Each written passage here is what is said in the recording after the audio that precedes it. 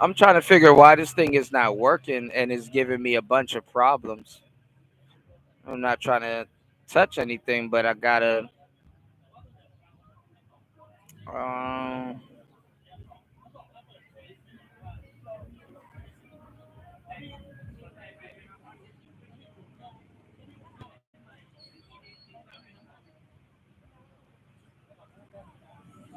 yeah, I like these. Hold on, y'all.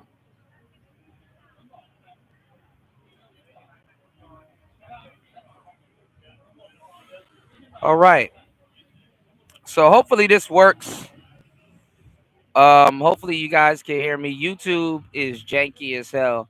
YouTube has one of the most jankiest live settings, and it's whatever. Yeah, it's crazy. You dig?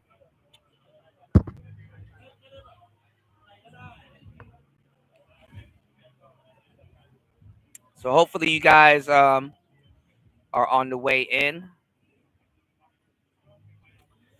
Let me do this real quick.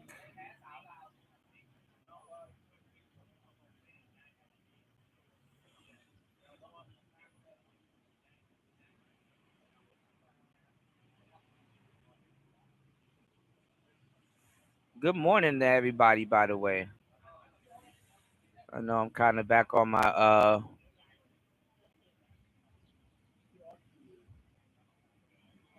I guess I'm back on my regular streaming time.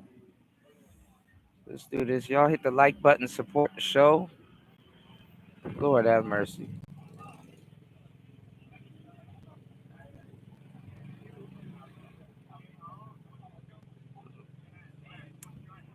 God damn it.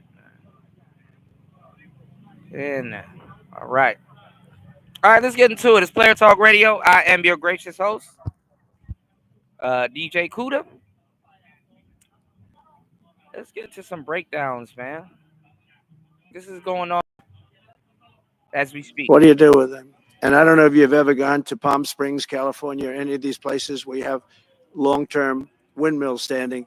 They're a disaster. They're rusting, rotting, closed, falling down. This is as you enter Palm Springs, and next to them, because nobody wants to take them down. Because why should they take them down?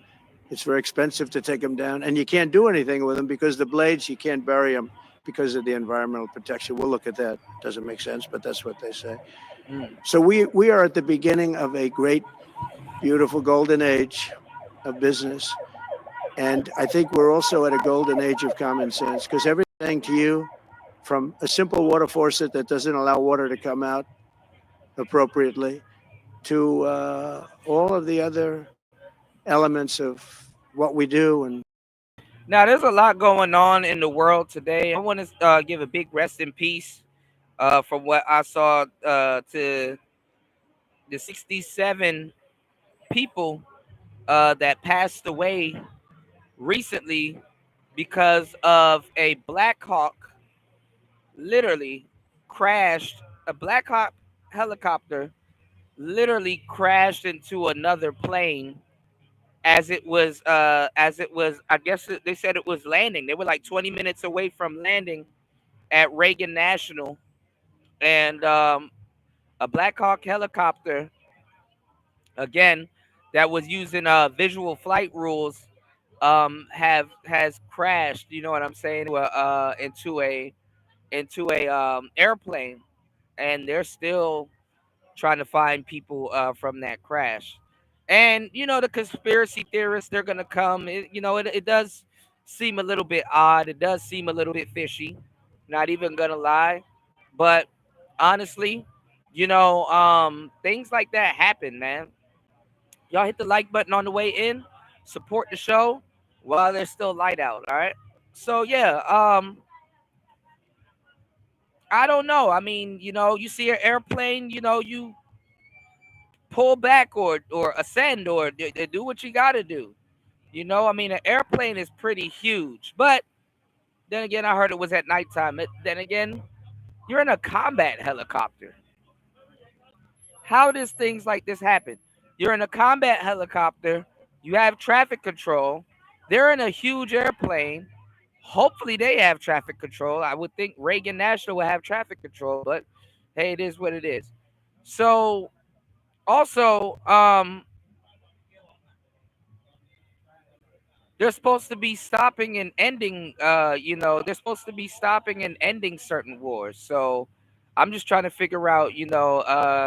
I'm just trying to figure out how does something like this happen, and I'm pretty sure they're trying to figure it out also. So it'll be interesting to see how the two big birds collide like this. And honestly, if you're in a helicopter nowadays with drones and all this other technology out here nowadays, you tripping. But okay.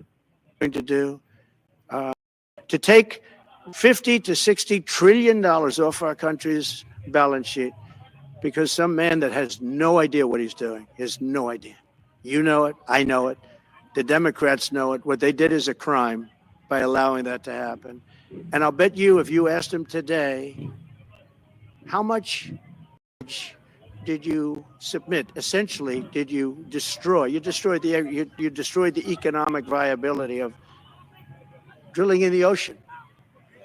And with AI coming along and all, a lot of people don't realize that AI is going to be a big thing, but you'll need double the electricity at least that we have right now. So right now we produce electricity. But that's what I'm saying. AI might not be the biggest. I mean, it's gonna be a huge thing, and I was talking about it on the last show. But it's gonna be more for Gen Zs and up, you know. But there's a lot of things that millennials and Gen Xers. There's a lot of things that we're gonna benefit from when it comes down to AI, you know. So it's actually pretty interesting what it can do and what it will do behind the scenes, not necessarily on the forefront, but For many, many different things. AI is a very big deal in terms of the future. China is already building electric facilities, big, bold electric facilities. And you know how they're being fired up with coal? They're being fired up with coal. And we're going to build bigger and better ones.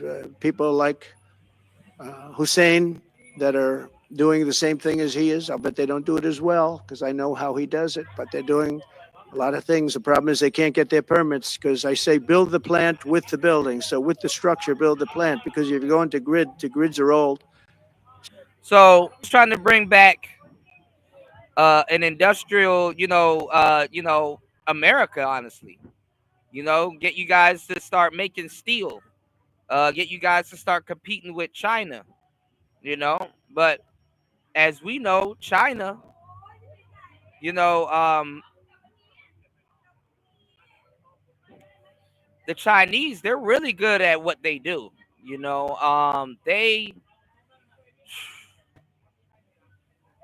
They may not make it the best build quality, but for the price and what you get, you can just swap stuff out. Just swap it out. But it is what it is. All right. Listen. So they said, that's a great idea. In other words, build your electric facility alongside of your plant. And you could have extra output if you want, because once you build it, you can make it larger, pretty inexpensive. I just hope America is in the same spirit of I guess competing. You could have extra output, which you'll sell to the public, but build it with the plant, and people are loving that idea. So we're going to have a lot of fun making America great again, and it's going to happen, I think, very, very quickly. It's already happened. So like I said, Kamala is trying to get you guys up out of your houses and back into the, you know what I'm saying, back into the workforce. And Trump is trying to get you guys, I guess, mentally, or the states to industrialize again, you know, or pick up where we left off and use AI. But what AI would you be using? Are you using Chinese AI or are you using American AI? Who knows? And how good does it hold up with competing against China, especially in a industry like that? We'll see. Happened. So I would say this, and this has been pretty openly reported by the news. There's never been any like what's happened in the list since we won the election. A couple of months since we won the election, The whole perception of the whole world is different. People from other countries have called me. They said, thank you. Thank you. The perception of the whole world is different. We're going to have to settle some big problems that are going on right now. We're going to have to settle up with Russia, Ukraine. That's a disaster. I look at numbers every week, the number of people being killed in that war. People don't know, mostly soldiers now. But the towns have been obliterated. This was a Biden fiasco that that should have never happened. If we had a real president, if we had a president that knew what he was doing, Russia would have never, ever gone in. But they did go in, and we have a mess. The cities are all blown up. The people have largely left. Damn. And the soldiers are killing each other at levels that haven't been seen since the Second World War. So we'll have to get that one straightened out, too. That's a tough one. Much tougher than it would have been before it started, I can tell you that. A deal could have been made just by an average deal maker. Deal could have been made on that. So thank you all for coming. We'll take a couple of questions. Yeah. Go ahead, please. President, thank you.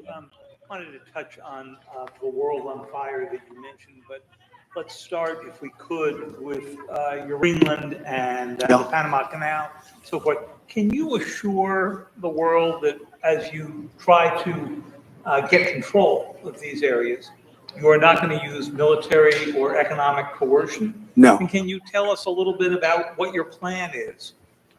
Are you going to negotiate a new treaty? Are you going to ask the Canadians to hold the vote?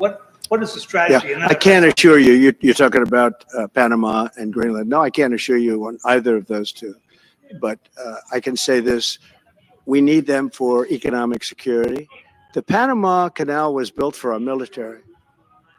So they're looking to take the canal back, honestly, and probably make it a part of America. Also, too, not just the canal, but I mean, there's a lot of resources and things that we can stipend from. Though, I wonder how that's going to be. It looks like this is going to be an interesting term. I'm not going to commit to that now. It might be that you'll have to do something. Look, the Panama Canal is vital to our country. It's being operated by China, and we gave the Panama Canal to Panama. We didn't give it to China, and they've abused it. They've abused that gift. It should have never been made, by the way. Giving the Panama Canal is why Jimmy Carter lost the election, in my opinion, more so maybe than the hostages. The hostages were a big deal. But if you remember, and nobody wants to talk about the Panama Canal now because, it's inappropriate, I guess, but because it's a bad part of the Carter legacy. But he was a good man. Look, he was a good man. I knew him a little bit, and he was a very fine person. But that was a big mistake. Giving the Panama Canal to Panama was a very big mistake. We lost 38,000 people. It cost us the equivalent of $1 trillion, maybe more than that. Probably the most expensive. They say it was the most expensive structure, if we call it a structure, which I guess you can, ever built. And giving that away was a horrible thing. And I believe that's... Well, I don't think they gave it away. I mean, I guess the politics wasn't correct. And, China came in and kind of muscled it up off of Panama. While we're busy being nosy elsewhere. That's why Jimmy Carter lost the election, even more so than the hostages. Those two things. On Ukraine and Iran, the two negotiations you'll be heading into. On Ukraine, you said just before it's a lot more complicated now. Much more complicated. Do you believe? Because it would have never started. Right, but it has started. Well, not only started, the cities are largely knocked down. So they're got what you've got. At this point, to hold on to leverage in dealing with President Putin, would you make a commitment to the Ukrainians that you will keep supporting them during the negotiations? Well, I wouldn't tell you if that were the case. Would you make a commitment to provide a security guarantee if they do enter into an armistice or a ceasefire along the lines that the French and the Germans? So, a big part of the problem was Russia for many, many years, long before Putin said you could never have NATO involved with Ukraine. Now, they've said that. That's been written in stone. And somewhere along the line, Biden said, no, they should be able to join NATO. Well, then Russia has somebody right on their doorstep, and I could understand their feeling about that. But there were a lot of mistakes made in that negotiation. And when I heard the way that was negotiating, I said, you're going to end up in a war. And it turned out to be a very bad war. And it Well, Biden didn't really know how to negotiate. I like I said, I kind of wouldn't send Biden in the room to negotiate anything on the American people's behalf. But that's me, you know. So it could escalate. That war could escalate to be much worse than it is right now. They can never join. Well, my view is that it was always understood. In fact, I believe that they had a deal and then Biden broke it. They had a deal which would have been a satisfactory deal to Ukraine and everybody else, but that Biden said, no, you have to be able to join NATO. And that's always been, and nobody knows more about NATO than I. You know, years ago when I first started this, I didn't know too much about NATO, but I got it right anyway. I said they're taking advantage. I'm the one that got, and the Secretary General was here, as you know, 2 weeks ago, saying that if it weren't for me, NATO wouldn't even exist right now because I raised from countries that weren't paying their bills. At that time, 28 countries, 20 of them were not paying their bills, 21 to be exact. They weren't paying, or they were paying a very small portion. And I raised over $680 billion. That was the number he gave by saying, if you don't pay, we're not going to protect you. And as soon as I said that, the money came pouring in. But Obama could have said it. Other people could have said it. Bush could have said it. Nobody said it but me. I took a lot of heat. They said, oh, that's a threatening statement. Well, they weren't paying their bills. I said, we're not going to protect you if you're not paying the bills. So in a true sense, I saved NATO, but NATO's taken it. see, so what he did was, you know, he's keeping up the trade-off, you know. Hey, you know, if you don't do this, you're not getting protected, you know. And I'm not even gonna lie. I mean, if you go to other countries, they wouldn't hesitate to have that trade-off with you. But when it's on the back end, you know, so and in a crazy way, other countries understand what Trump is doing and actually resonate with it because guess what? They operate the same way, you know. And it seems heartless because the passes that they were getting from us and stuff like that. American people don't even get those passes. But hey, let's get it. Advantage of us. And one of the problems that I have, and I've said it openly, I said it to President Zelensky, Europe is in for a tiny fraction of the money that we're in. Now, whether you like that situation or not, Europe is much more affected than the United States. We have a thing called the ocean in between us, right? Why are we in for billions and billions of dollars more money than Europe? And you know, they're a similar size, a little smaller, but they're a similar sized economy as the United States when you add them up. And yet Europe is in for a small fraction of the number the United States is in. Now, Biden could have called them up during the term. That's what I did. I said, you have to pay your bills. And they all, one stood up. I won't say who, you'll probably have it because the papers, the media hated to report it. But a prime minister stood up from a country, you know, a famous meeting of 28 nations with no press, no anybody in the room. He stood up. He says, does that mean if we don't pay our bill, and at that point it was 2%, it should be 5%. It should be 5%, not 2%. But at that point it was 2%. But many people didn't pay. Some people didn't pay anything. But many people were way, including Germany. Germany was at less than 1%. Well, I think NATO should have 5%. Yeah. Well, you can't do it at 2. I mean, at 2%, every country, if you're going to have a country in a regular military, you're at 4%. I think they should be, you know, they're in dangerous territory. I think you should be, they can all afford it, but they should be at 5%, not 2%. I'm the one that got them to pay 2%. But a gentleman stood up, a prime minister stood up, and he said to me, sir, could I ask you a question? You're saying we have to pay our bills. If we don't pay our bills, will the United States protect us from Russia? I said, if you don't pay, you mean you're delinquent? He said, yes. He said, if you're delinquent, we will not protect you. I took a lot of heat. Although it was somewhat closed door, I took a lot of heat from the media. And you know what happened? The money started pouring in. That's why NATO has money. And the Secretary General said, he already knows that, you know, other countries are playing this game, you know, where they're hiding money. You know what I'm saying? They're hiding money from the people that's actually protecting them. So he's gonna keep it like it's a business, which I respect it. America is a business, and it's not ran like one. It kind of is, but it kind of isn't. You know, um, I don't know what other businesses ran like America, but it's a little bit more personal than business. So Most incredible thing he had ever seen in a negotiation. Now, if I would have said, yes, we will, nobody would have paid. If I would have loved to say, yes, we'll protect you even if you don't pay. But that's not the way life works. Two questions related to each other.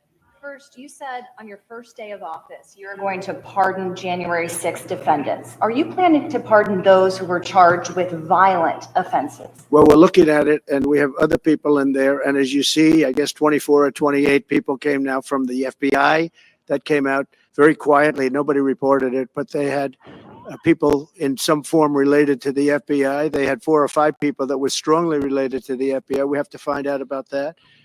We have to find out about Hezbollah. We have to find out about who exactly was in that whole thing, because people that did some bad things were not prosecuted. I see it all the time, and you see it too. People that were doing some bad things weren't prosecuted, and people that didn't even walk into the building are in jail right now. So we'll be looking at the whole thing, but I'll be making major pardons. Yes, please. Please. On Jack Smith. they were gonna go crazy over that question. They were gonna go stupid over that question. All right, let's go. Good afternoon, Mr. President. It's good to see you again. 2 questions about Syria and the ongoing war in Gaza. About Syria, the Pentagon disclosed last month the U.S. has some 2,000 troops in Syria. That's almost double the number initially we were told of 900. Will you keep that troop capacity the same upon taking? Well, I won't tell you that because that's part of a military strategy. But I will say it was Turkey. Turkey's been after that country in different names and different forms and shapes for 2,000 years. Those people that went in are from Turkey. And President Erdogan is a friend of mine. He's a guy I like, respect. I think he respects me also.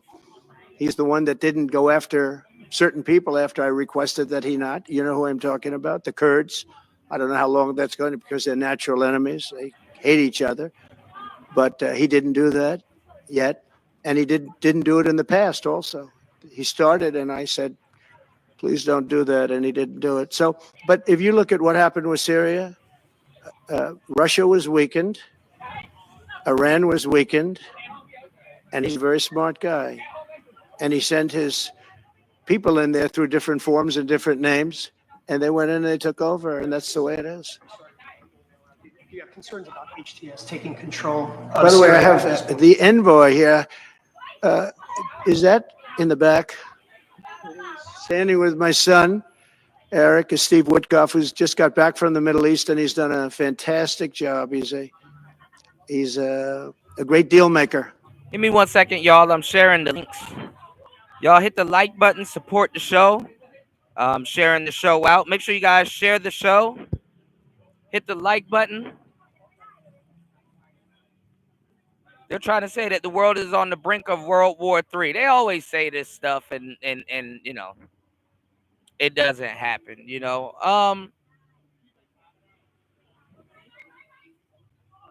What we got though.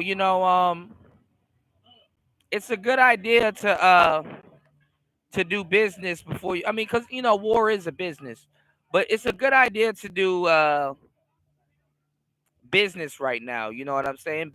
Doing business first can stop people from going to war. Because you got to have your money straight to go to war. You got to have your you got to have shit together. To go to war. So some people that feel like they could just take shit, they're not going to be able to take shit. You put some business in front of them. So it's interesting. Very, very, very, very, very. I said, what we need there is a deal maker, because nobody makes a deal. We have people that understand where the rivers are and where the meets and bounds are, but they can't talk. They can't make deals. Steve's done a great job. I just want to thank you, Steve. You've been working endlessly for months, and he's working specifically on the hostages, trying to get them back. Steve, come up for a second. Maybe you might want to say a couple of words. I didn't know Steve was going to be here, actually. He's done a fantastic job, and it's a dangerous job, too, and we appreciate it. He didn't know about this kind of danger and the other deal making he does. Now he sees a lot of big danger. Come on up, Steve. Yeah, just one second, please. I'm going to give you a little report on the hostages, if I can. Steve? Thank you very much. Thank you, Mr. President. Wow. Well, I think we're making a lot of progress, and I don't want to say too much because I think that some really great progress, and I'm really hopeful that by the inaugural, we'll have some good things to announce on behalf of the president. I actually believe that we're working in tandem in a really good way, but it's the president, his reputation, the things that he has said that are driving this negotiation, and so hopefully it'll all work out and we'll save some lives. I believe we've been on the verge of it. I don't want to discuss sort of. You can't really hear the questions that's being asked to him. What's delayed it? There's no point to be negative in any way. But I think it's the president, his stature, what he said he expects, the red lines he's put out there. That's driving this negotiation. I'm going back probably either this evening or tomorrow night. There'll be a deal before January 20th, or is that something that's likely to happen if there's a deal? All right, let's catch up to this live real quick. Hold on. So we have a wonderful Republican Congress. We have a leader that I have a lot of confidence in. I think he's going to be hopefully a great leader, a great speaker. And we have a leader, by the way, in the Senate, I think has been great. John Thune has been doing a fantastic job. But it goes through the House first. And the question is whether or not we do the two bills or one bill. And, look, I can live either way. I like the idea of the one big bill, but I can live either way. But they'll be coming down. The senators also will be coming down. And then ultimately we'll be meeting in the White House in a few weeks. But right now, this is the winter season. They sort of call this the winter White House. It was built, I don't know if you know this, Marjorie Meriwether Post and E.F. Hutton built this. It was the greatest of all the estates in our country. And I saved it, and I got a lot of credit for saving it. Most of these big, great houses have been knocked down in Palm Beach, just about all of them, actually. And you'd build 10 mansions on one site, but we saved it. But this was built as the Southern White House, and she gave it to government. That's just crazy because I was just telling you guys not too long ago that Maryland is the South and DC is technically the South, even though a lot of people think it's like the North. If you say it's the North or the South, I get that. But Maryland is the South, DC is the South. And by the way, Jimmy, this is why a lot of people actually went to New York. They went to New York and places like Harlem. Shout out to Jay Green. Places like Harlem and other places in New York started to become, what it is today. Carter gave it back. He said it's too expensive for the United States. So I didn't realize that. Real quick, I was just told. Actually, Jimmy Carter, Nixon was through Watergate. He came down. Nixon came here once, and he thought it was incredible. But he had a thing called Watergate, if anybody remembers that, and his mind, to put it mildly. And Jimmy Carter felt that it was too extravagant for the country. So fortunately for me, he gave it back to the foundation, and I bought it from the foundation. On reconciliation, some Republicans saying in trade for a massive bill that you and they share the interest in, they want to see big spending cuts. Do you agree with that? And Well, I'm okay with spending cuts. I like spending cuts. I'm on the record for spending cuts. And the debt ceiling was given to us. It shouldn't have been, but it was put in our lap. And what I want in terms of debt ceiling isn't the ceiling. I just don't want to see a default. That's all I want. I never talked about spending more money necessarily than all I want to see is no default, because nobody knows what would happen if there was a default. It could be 1929 and it could be nothing, but that was put into our lap and it shouldn't have been, but it was. And so we'll handle it. But debt ceiling is not about raising a lot of money. It's really just about extending it. I just want to see an extension. So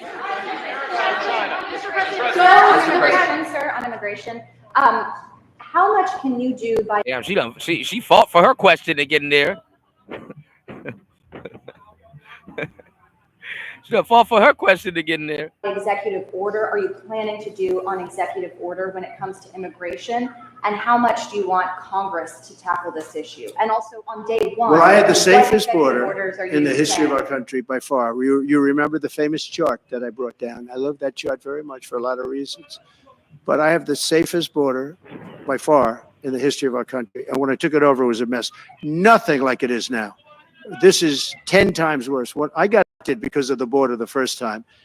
And I think I got elected largely because of the border the third time. And the second time I did equally well. Well, not as well as the last time, but I did very well. And I will say this was too big to rig. You know the expression? Too big to rig. They couldn't do it. They tried, but they couldn't do it. I didn't get very much from Congress at all. I just said that we're being invaded, and I took the money out of the military. Much of the wall, I built over 500 miles of wall. Much of that was. Y'all get the likes up, support the show. You can support the show via $PTV 888. That's $PTV 888. Hit the like button, support the show, y'all. It's Player Talk. Built through money that I put into the military. We took it out because we couldn't get things from Congress in those days, and we took it out. And that wall was built largely with money coming from the military. So very simple. I went to the military. I said, our country is being invaded by very similar, nothing. So what he probably did was he probably said that this invasion is an act of war. And not necessarily like an act of war, but he's like, the country is being invaded. So take some of the spending that you guys spend on weapons and all that other stuff, and I guess fund this wall. So America has always spent their money on weapons first, because let's just face it, if you have the bigger gun, you ain't got to pay nobody back. If you have the bigger gun, you've won in a lot of cases. You know what I'm saying?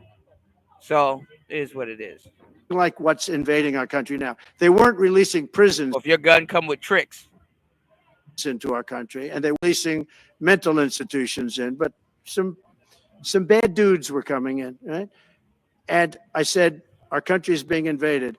And I took that money largely from the military. I was sued 9 times by the Democrats in Congress, and I won all those suits. And we ended up building 571 miles of wall. Once that wall was built, they start going around it. So we're going to add another 200. That would have been up in 3 weeks. And then we had a very unfortunate election result. And they said, we don't want to put it up. We'll sell it.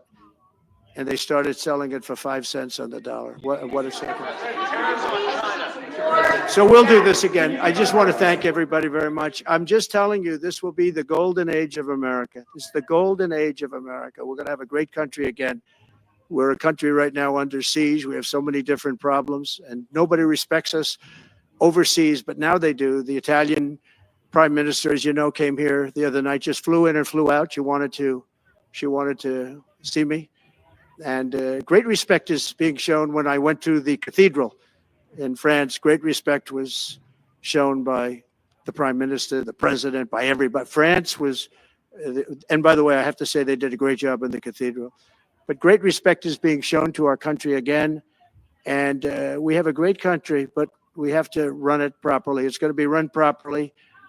We want to get back those hostages for Israel and for us. We do have people that are hostages being held. And I'll just say it again. If this deal's not done with the people representing our nation, by the time I get to office, all hell is going to be with you. Uh-oh. Many things are happening that are exciting, very exciting for our country. And we're honored to welcome one of the most respected business leaders in the Middle East, indeed the world. He's a founder and chairman of Damac Properties, Hussein Sajwani, very respected gentleman. And I'm thrilled to announce today that Damac will be investing at least $20 billion over a very short period of time into the United States, and they may go double or even somewhat more than double that amount of money.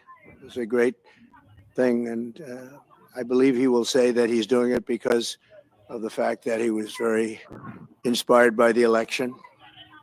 They wouldn't do it without that election. I can tell you a lot of people wouldn't. You saw last week where we have somebody who's going to go from 100 to $200 billion. And we have many other people, and we'll be bringing some of them out. Some of them like to do it somewhat more quietly, and some don't. And they feel so strongly about the country that they want to let people know about it. But it's such a great investor.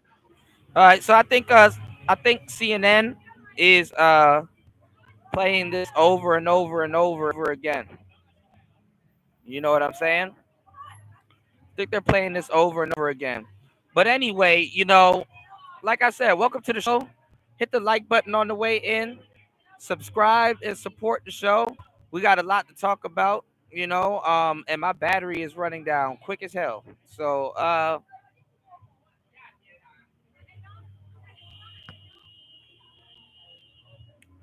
wanted to let you guys know that well hit the poll. I don't know what just happened to the poll that I put in the chat, but it should be there. Let me know if you guys see a poll, or I might have to double back and put a poll up. But everybody's going crazy over Donald Trump and him signing, executive orders and the tariffs and the, you know what I'm saying? Just a lot of stuff going on. Let's get into this topic too. Hold on.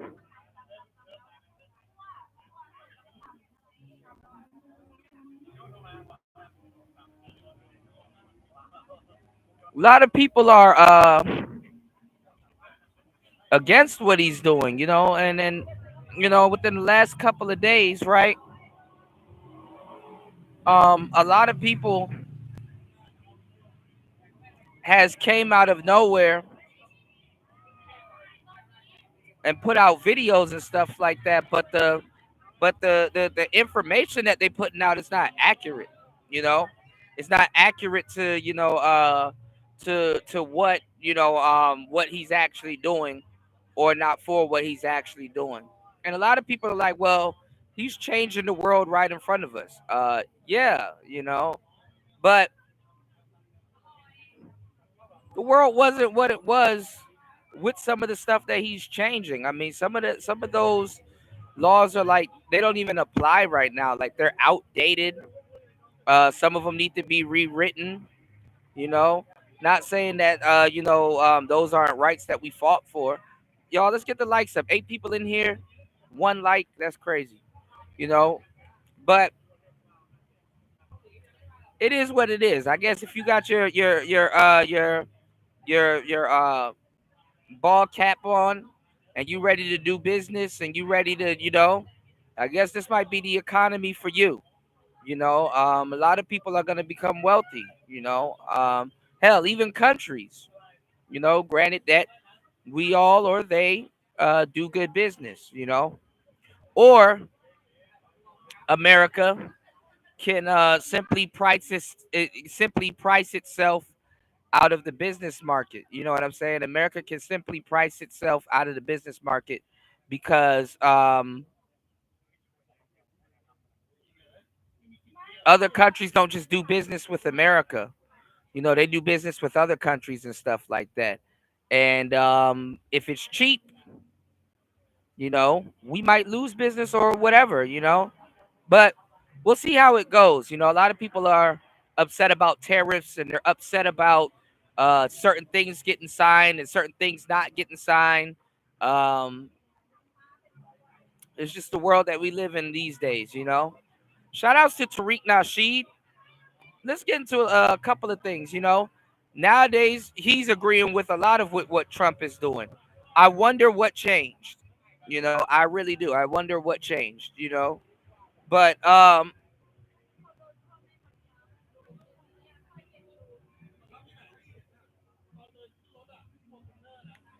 I don't know.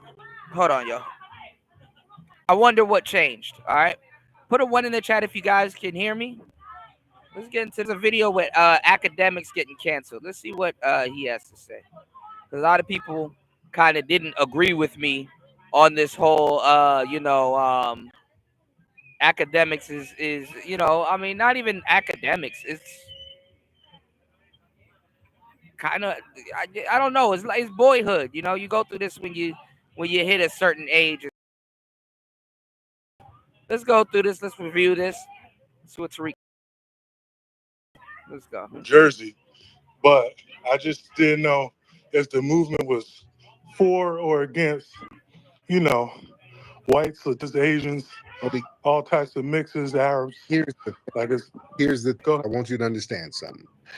If being a foundational Black American is not a group, it's not a club, it's not a foundation. Now Tariq been backtracking on this, but to his point, I mean, he has been saying that it's not a group. But you can't tell niggas on the internet that. They believe it's a group. The talking points that they stole from Tariq Nasheed ain't even up to date. But let's keep it going. No rules to it. It's a list. Okay. You're either born foundational Black American or you're not. Or you have a different background. Right. So if you are somebody who like the white women and you have an FBA background, you're still a foundational Black American. Okay. If I'm not like a tier down or nothing, or like a junior member. No, you are a Sambo. We do have Sambos. We are like Jesse Lee Peterson is a Sambo, but he's a foundational Black American. He is. Okay. That's his lineage. So you out there with the white women, how the white women treat you, sir? I mean, they cool. I mean, I did all right. What's going on, AM1? Peace to you, bro. Good to see you. AM1 said, this is what you voted. This is what y'all voted for. And a lot of people, they were going in on Trump about this, about the, I wouldn't even say the foundational Black American thing, but Trump has signed some laws kind of, and how I took it was he's trying to slow down anchor babies, Shout outs to AM1. And what's going on, Brian Will? Good to see you. It's Player Talk Radio. Let's get it. I just know that some people are like against the snow bunnies totally. I don't have a preference. I just like a fat ass and a heart of gold. As long as you got that, I'll give you a chance. But it's good hearing you speak. I love everything y'all talking about in here. It's a great space. But honestly, by the way, where's your family? Honestly, to stop or slow down anchor babies and stuff like that, and kind of rewrite what is American, that's kind of diabolical. But if you're a foundational Black American, cool. But a lot of y'all FBAs ain't gonna like that, because a lot of y'all ain't no real FBAs, and you can't even prove you're foundational Black Americans. You just following an online cult. Let's get the likes up. 2 likes. Damn. Shout outs to Brian Will in the place to be. Shout outs to AM1. What's going on, man? Shout outs to the players in the building. You said academics was always a lame weirdo to me. Yeah, I mean, I know a lot of people are gonna say that. And I did a pre-record on this, but it's like this. It's like this. When I don't even know if I was 10. I'm lying. But you got 10-year-olds out here playing Grand Theft Auto, on Twitch or whatever they on. You got 10-year-olds out here playing Grand Theft Auto.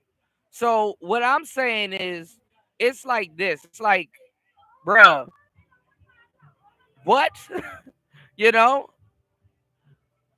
It's a part of boyhood at some point to be amongst male locker room talk, and the males ain't gonna tweak what they're saying because you're a young boy and you're there.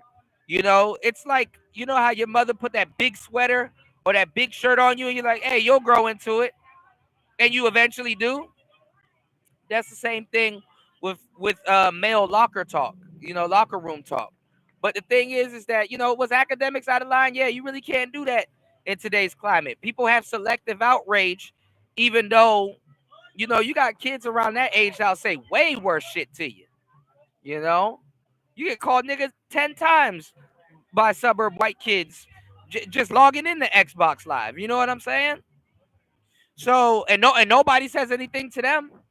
They damn near should even be there. And let me tell y'all something why the parents would go off on the academics. Because guess what? It takes the heat off of them. As a YouTuber, we have to sign those COPA things. We have to make sure, no, this is not made for kids. We have to, because it's easier to check us than to check these kids' parents. So a lot of times when something like this happens, it's a money grab and it's a way for the parents to get some type of paper. Oh, my son was traumatized. No, the hell he wasn't. Kids say way worse shit to each other. But it's a money grab. Selective outrage. All right. Y'all hit the like button, support the show. Hit the Cash App. 46 minutes into the madness. It's player talk.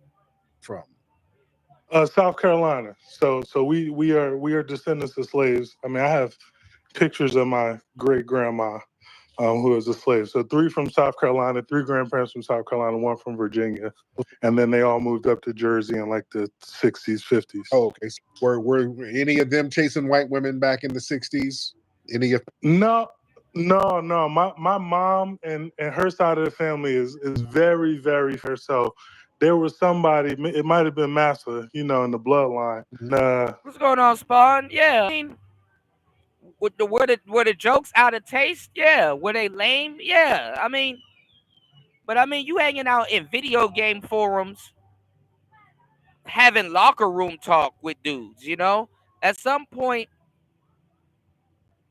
in boyhood, you're gonna hang around some dudes that's not gonna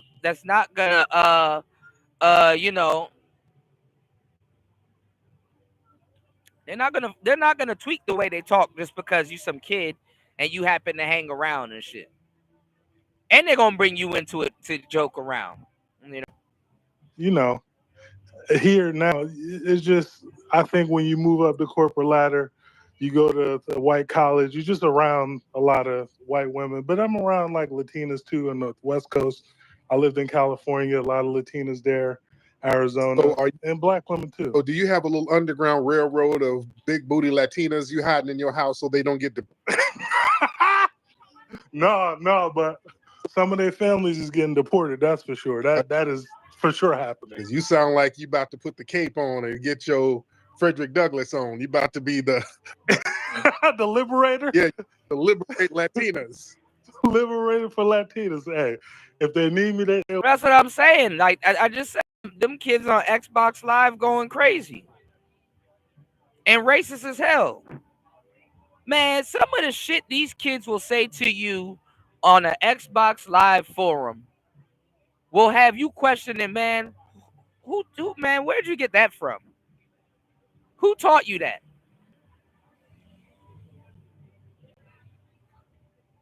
But you draw the line at male locker room talk. Okay. Over here, that's for sure. Make me some tacos and some burritos and shit. All right, brother. Thank you. Take care. Stop that. Y'all stop. Y'all Negroes, some of y'all Sambos, y'all stop acting like the Underground Railroad conductor for Latina Cooch. Y'all out here bucking your eyes, trying for Latinas so they don't get deported. All right. Some of y'all running around here bucking them out. We had one of them chicks call in last night. Remember, she called in kind of being flirty with me. Hi, Tariq. Hi, Dominican. You follow me? Like, girl, if you don't get your ass on, I do not have sanctuary for you. Yeah, these women trying to get flirty. They trying to get some of y'all niggas to harbor them. They trying to get y'all to save them. I'm telling y'all, it's about to get heavy. They're like, they don't want to get sent back home. They're about to cozy up with some of the brothers. And some of y'all will be bucking y'all eyes. Yeah, I see some of y'all show up to the museum smelling like Goya powder. I'm like, nigga, where you been? Man, player. Get Upper Downer. What's happening? Hey, what's going on, Tariq, man? It's a pleasure speaking with you, man. My brother, how are you, sir? I'm all right. I've always wanted to ask you this, man. About your microphone check movie. Why you didn't when you was promoting it? Why didn't you go on the Breakfast Club? Or why they didn't invite you out there to promote that movie? I mean, you got to ask them. That's a great question. You got to ask them why they didn't. I'm still cool with them. I'm still cool with all of them. Now, let me something also, because a lot of people are gonna get mad about what I'm gonna say, but let's keep it 100. You may not like DJ Academics, right? You may not like DJ Academics. A lot of people don't like him, right? But he has influenced modern music, for good or for worse. He has shaped the trajectory with modern music, with the war in Chicago, with just a lot of the stuff that he's done. So it's funny that a lot of people think that they can cancel somebody, and you can't cancel Academics. Most of the people ain't even empowered to cancel no goddamn Academics. Are you gonna look at him as lame? Probably. But guess what? You wasn't looking at him as a non-lame anyway. What changed?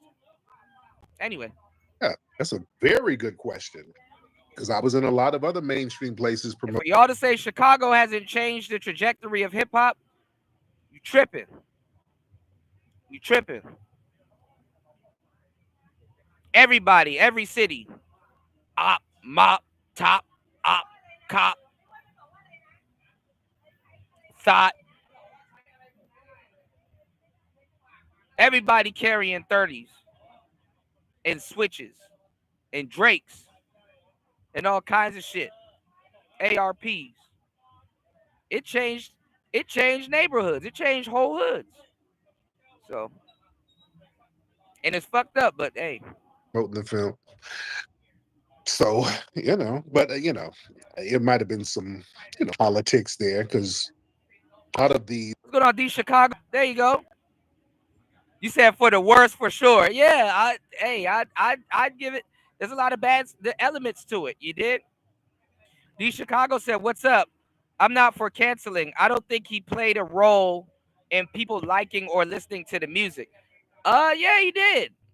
He put a lot of attention. He put a lot of attention on Chicago. He put a lot of attention on Chicago. That wasn't on Chicago. And I'm not gonna lie. The people that he put attention on to, a lot of them didn't make it out of Chicago. Little Reese. I'm not gonna say Little Reese is one of them, but Little Reese, he just he did an interview with them, but he just got knocked. He just got knocked for like he got hit for like 5 years or whatever, basically assaulting the shit out of his girlfriends and stuff like that. And he got a history of it, so he about to go sit down for a little bit. I think he in Texas or wherever the hell he at, where he just got locked up. He just got out of jail in Texas not too long ago, but DJ Academics putting those names on them like the Grim Reaper and all that other stuff. Some of those nicknames that DJ Academics put on a lot of those cats from Chicago superseded them in the streets. Oh, I ain't gonna fuck with Little Reese. He's the Grim Reaper. But you found that out off the internet, So some guys, it may have protected them. Some guys, it may have got them jammed up. Some dudes, they leaned more into the name, or what they got going on and whatnot. And just, some dudes, they didn't make it out. Or some dudes, they locked up for eternity, trying to live up to a name that, a podcaster gave them. But it's Skyrocket Academics. If Academics wanted to do a podcast right now, it's going to be on Joe Budden level. Shit, Academics, he got the money. He just did a whole fucking interview with goddamn Vibes Cartel. So I'm trying to figure out who people think they're canceling with their selective outrage, because at some point, 15, 14, 10, all the way up into 18. kids at some point are going to be around locker room talk, even amongst kids or adults. You know, I don't agree, but it happens. These main hip hop platforms, they really didn't invite me on those spots. I was going on other streams.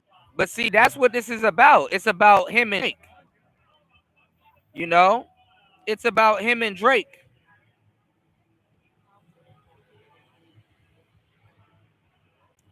Most people's attention span don't go too damn far.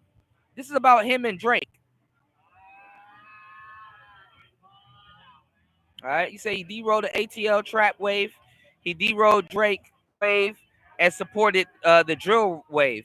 A legacy of making dumb shit popular, a legacy of promoting degenerate shit. Well, I mean, it is what it is, and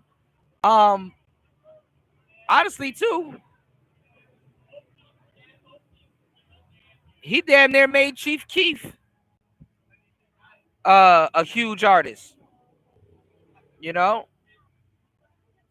Tampa said that was pedo talk. Hey man, it is what it is. He tried to joke, and we'll go over it. We'll go over it and see exactly what he said. But he tried to joke, didn't work. You know. All right, let's go. Let's check it out. Television platforms. Yeah, so I was doing a lot of television, but the hip hop stuff, the hip hop radio stations, remember, many of these stations, the program directors and many of the DJs are Hispanic. So they've been gatekeeping a lot of the culture at these venues. We got to be very honest about that. Let's get what's your name? Good morning, it's Umma United. Umma United. Umma United. Yeah, I have a question, Tariq. Because it seems to me that you're pro-Trump. Is that true? I'm pro-pop. I'm pro-pol. I don't know why. I don't know why there's. I don't hear you. You're cutting off. Like get that. Let me bring it. He's in his car Yeah, off I don't know. speakerphone. That echo is horrible. So yeah, come back up. Come back up, and hopefully we'll get a better connection. But that connection was very bad. All right, but he said he thinks I'm pro-Trump. Well, I'm pro-policy, and So yeah, he got to pick and choose his words this time around. Now all of a sudden he not Trump. He not a Trumpy. you have a good policy. Trump doing some questionable shit now. So hey, I'm going to be pro that. And so far, there's some good policies that I'm hearing coming from Trump.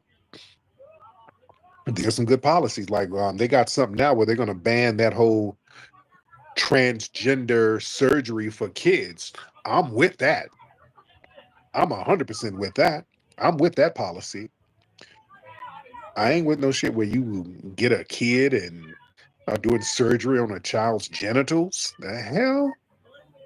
So I'm with that policy. They stopping that. Yeah, I'm not. That weird stuff where you're doing little sexual stuff to kids. I ain't with none of that shit. And the Democrats love pushing that type of weird stuff. Anything involving sexual stuff with kids, ain't with it at all.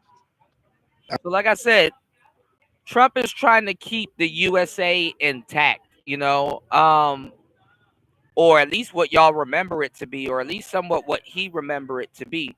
You know, a lot of these newer generations, they kill off the older generations, and then they introduce all this modern shit thinking that they're moving forward, and they're not moving forward.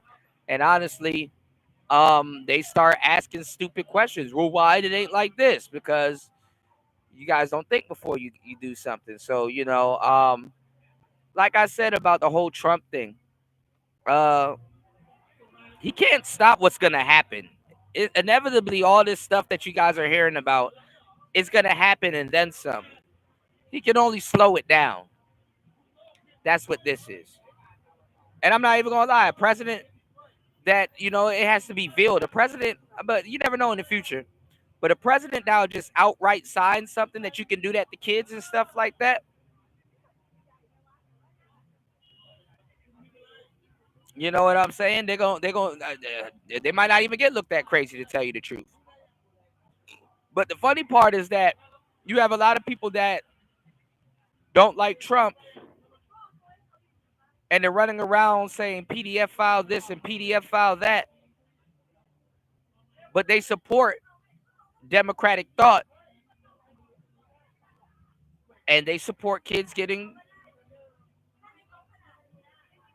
But Drake, academics, the Trumpers, the diddlers, they're all PDF files, y'all. I ain't What a world we live in, and what a time to be alive. remotely with it. Ain't half with it. I ain't with none of it.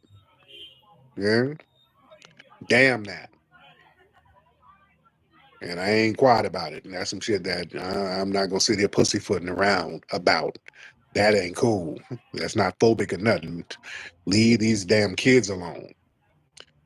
All right, let me get some more people in here. Let's get Noah.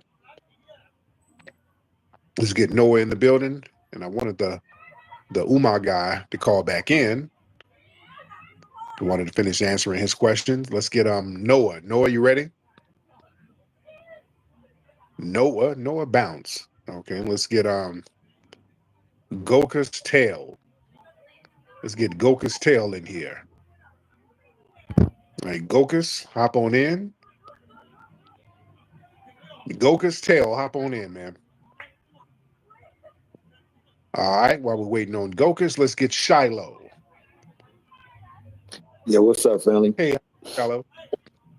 Yeah, ain't nothing, man. Hey, talking about them kids, man. Did you hear that about DJ Academics? Man, okay. With his old Chester self? Explain exactly what happened with Man, I just seen it on the feed, man. This dude, he didn't got his little thing snatched from the little publishing and I think McDonald's and his little. So that's the thing. I mean, obviously, also too, where academics messed up is that, yeah, you do have endorsements.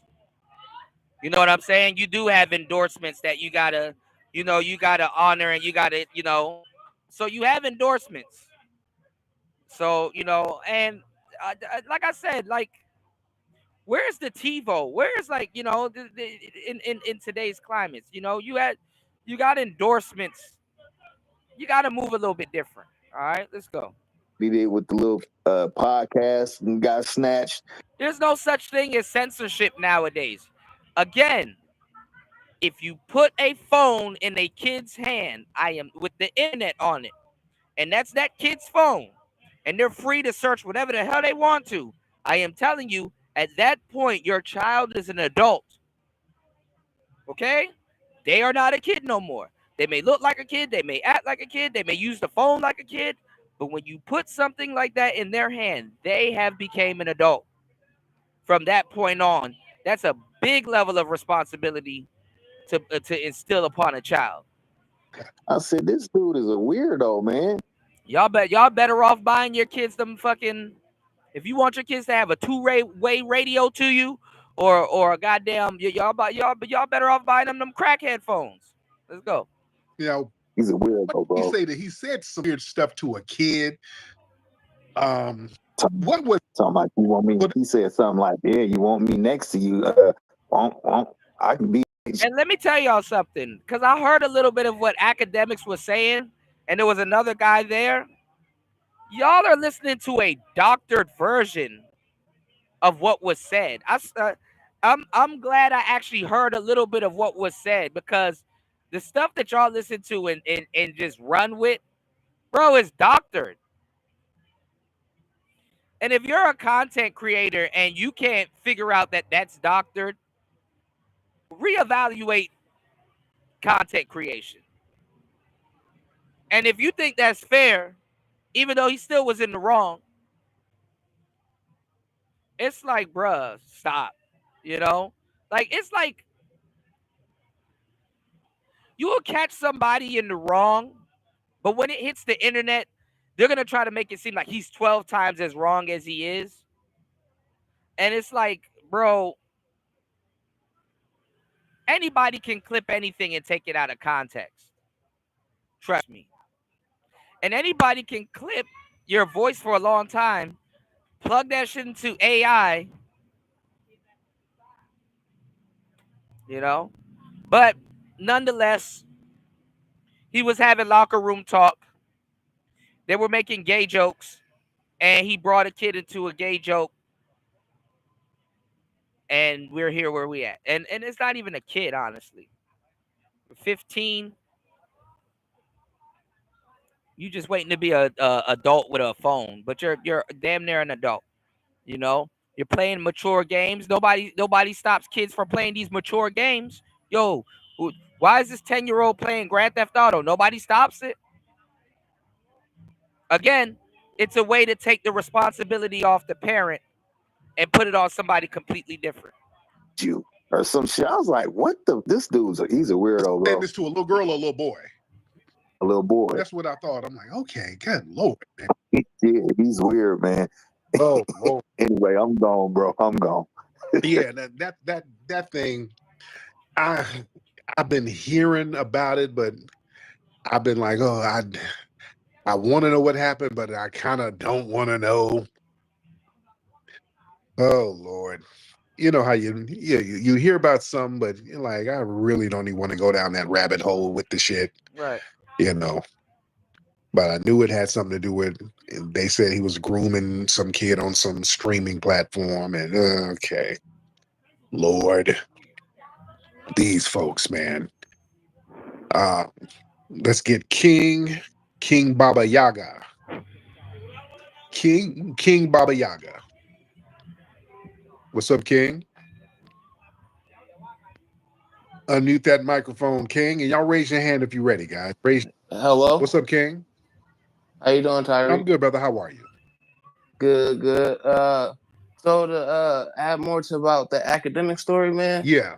So yeah, he was caught on stream talking to a 15-year-old sexually, being a sexual deviant, talking about, what he would do to them and all this old type of weird stuff. And Shouts to everybody in the building. Hit the like button, support the show. Hit the Cash App at $PTV 888. That's $PTV 888. That is $PTV 888. Or you can hit that link that I put in the chat. T says, "Yo, Cuda, my late uncle used to talk to us about girls. He would ask us, y'all got some coochie yet and stuff like that. That's all it was, overreacting. That's what I'm saying. But that's the thing with locker room talk. It's locker room talk. That's really what it is. Locker room talk is distasteful. It can be distasteful. It's easy to prove locker room talk is distasteful, but that's how men talk. Not even men, kids. Kids' locker room talk is way worse than adult locker room talk, Shout outs to everybody in the building.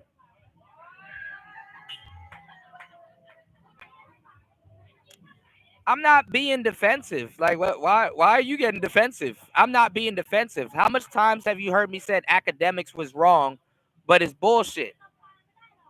AM1, if I played one of your shows in a room full of kids, you don't make kid-friendly content neither. You know what I'm saying? What I'm saying is that locker room talk amongst men has always been divisive, but kids do way worse. Kids are fucking evil. Kids are fucking evil. Again, you have 10-year-olds playing Grand Theft Auto. This is all selective outrage. Nobody stops it. We in the streaming community, we standing on business. We we put this ain't no quicksand. You just got kids that get to say whatever the hell they want, and then when some shit happens, I'm just a kid. Fuck out of here. You know what happened, and nobody's talking about it? Go look up F and G King.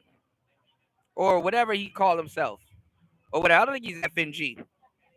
Go look up Charleston White and this kid named King that was under the care of Finesse 2 times. You got this kid on here fighting and talking about some, oh, we toting choppers and you get your head peeled and I'll do this to your girl and I'm gonna pull up on you. And it's a kid, by the way. Where y'all niggas at? It's a kid. The kid up there gambling, the kid up there toting pistols, the kid got guns and all kinds of shit. Don't nobody said nothing. They call CPS. CPS don't do nothing. The kid get to do whatever the hell he wants to do. I don't see nobody in this space reacting to that. But guess what happened?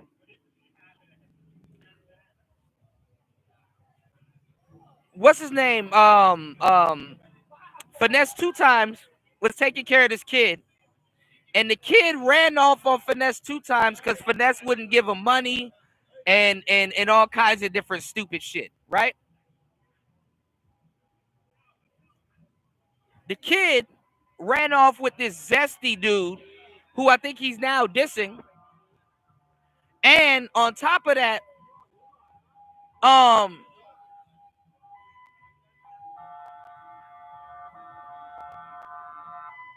the kid started doing give me 1 second. Let this pass. The kid started snitching. You know what I'm saying? The kid started telling on Finesse 2 times. Oh, Finesse was on a high-speed chase, and I'm a kid and I'm in the back. Oh, Finesse 2 times was doing this with women. I walked in on him doing this with women or all this other stuff. But you get on these records and rap all this gangster shit. But you up here when somebody don't do something you want, you start snitching. You up here doing all this gangster shit and then you start snitching. You're not built for the gangster shit you trying to do. Because at what point do you start snitching? And you know what the kid's excuse was? Oh, I'm a kid. When Charleston White pointed this out, then the kid had to realize, oh, damn, I am snitching. Let's do a boxing match. So you either gonna be a kid or you gonna be an adult. And that 15-year-old ain't no fucking kid. Kids stay in the kid's place. Somewhere online calling niggas nigger, and playing Grand Theft Auto and being in rooms with academics and other men that are having locker room talk. Come on now. What are we talking about? And then y'all sit up here and talk about some women are softening up the boys. What the fuck are they supposed to do? Oh, foot to ass right now for him. You know, we're standing on his neck because that's something that we don't need in our culture at all. Right. That's that type. People mother on the internet doing OnlyFans, all kinds of shit. But y'all draw a line with academics, okay? Stuff leads to shit like Diddy, you know, shit like Russell Simmons, you know, all these other type of weird situations that you hear about. Mm-hmm. If we give that stuff a pass, then you know, I don't know. I can't stand with that. So I just wanted to say that, man. Land my plane. Appreciate it. But yeah, he's a weirdo, man. Don't. Thank you. Yeah, I'm thankful for bringing clarity to it, and that's why, because I like up to a lot of. Man, Pastor, I would have been hit a wall if I clout. Shout outs to Pastor $40 in the building, man. Y'all don't even know what y'all want to defend or not defend, man. I'm done with this fucking space. Ain't nobody crashing out. Y'all ain't about to. Y'all don't even have the power to cancel no goddamn academics, even if y'all wanted to. Again, academics is wrong.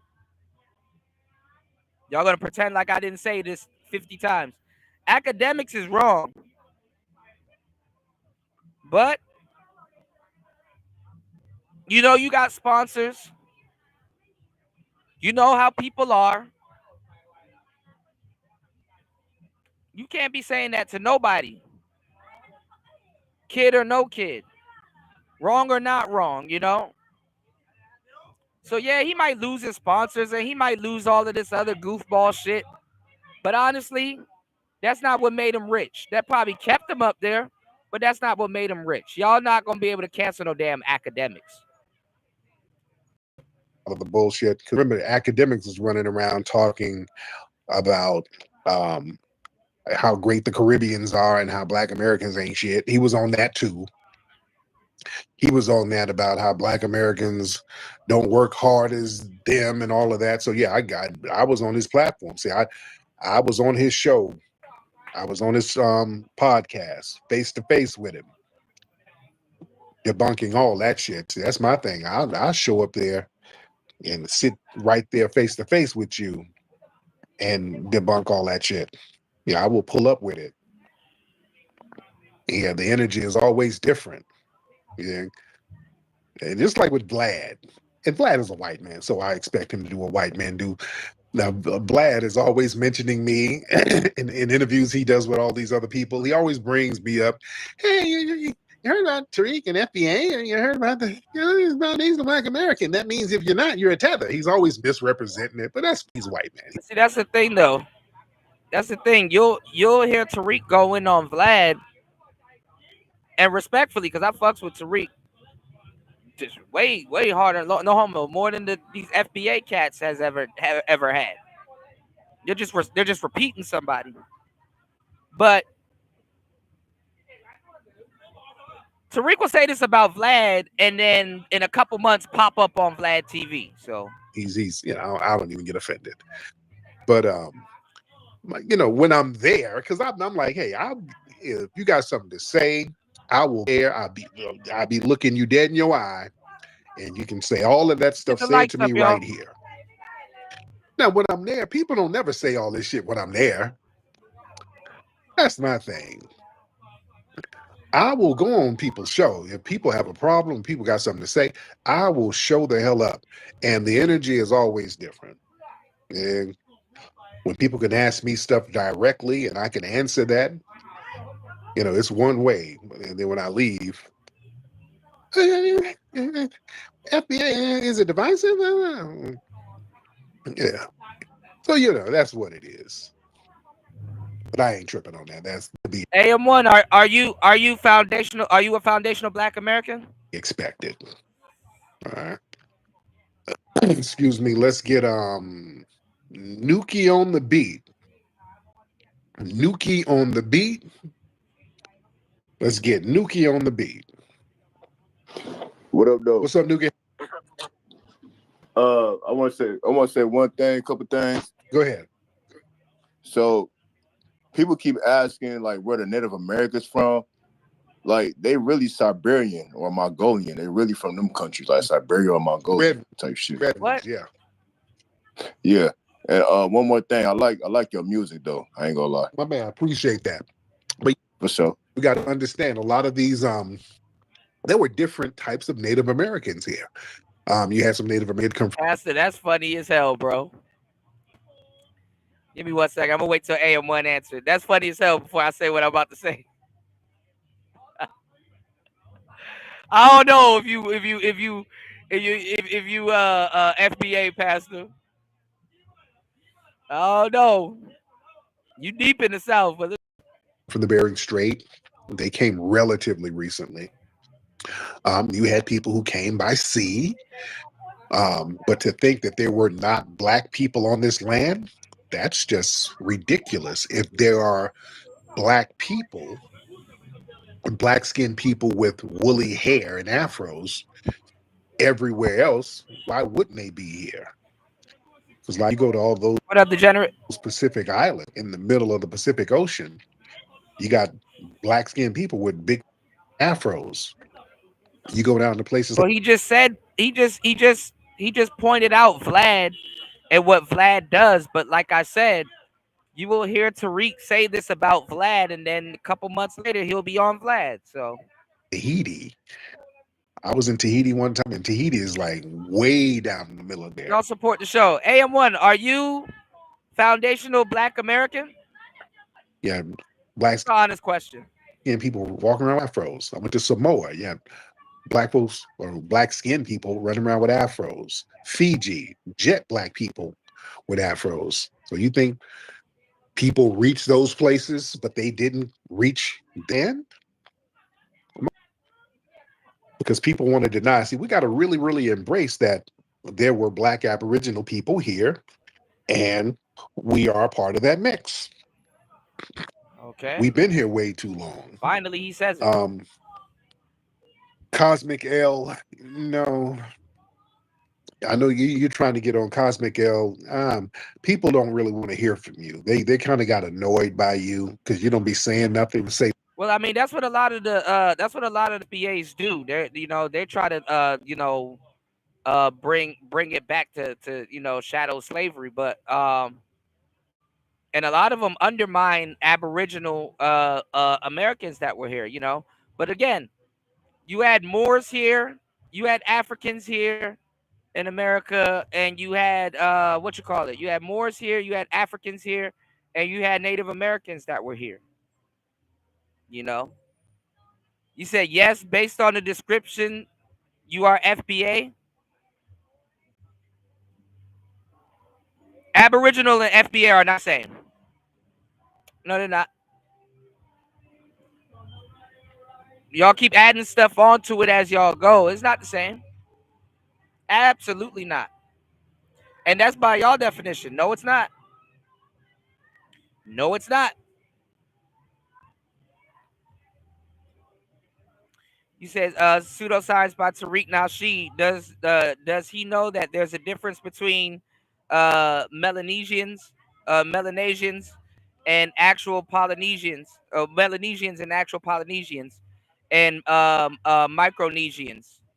I mean, anyhow, you go to the Philippines, where I'm at, and further, it can get weird, you know.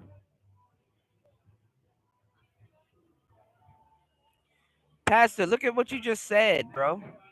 We were already here. He just came from somewhere else at first. No, they are talking about the specific group of people that suffered and built the country and had to endure slavery and stuff like that. A lot of the Aboriginal Native Americans, a lot of them were killed off. Never mind, man. Yeah, this shit is ridiculous, degenerate. They change up their stances every fucking year. 1 minute they're Moors, next minute, no, we're not Moors, we're Aboriginal. Like, which one? Do some of y'all even know the oldest person in y'all family, or talk to your ancestors?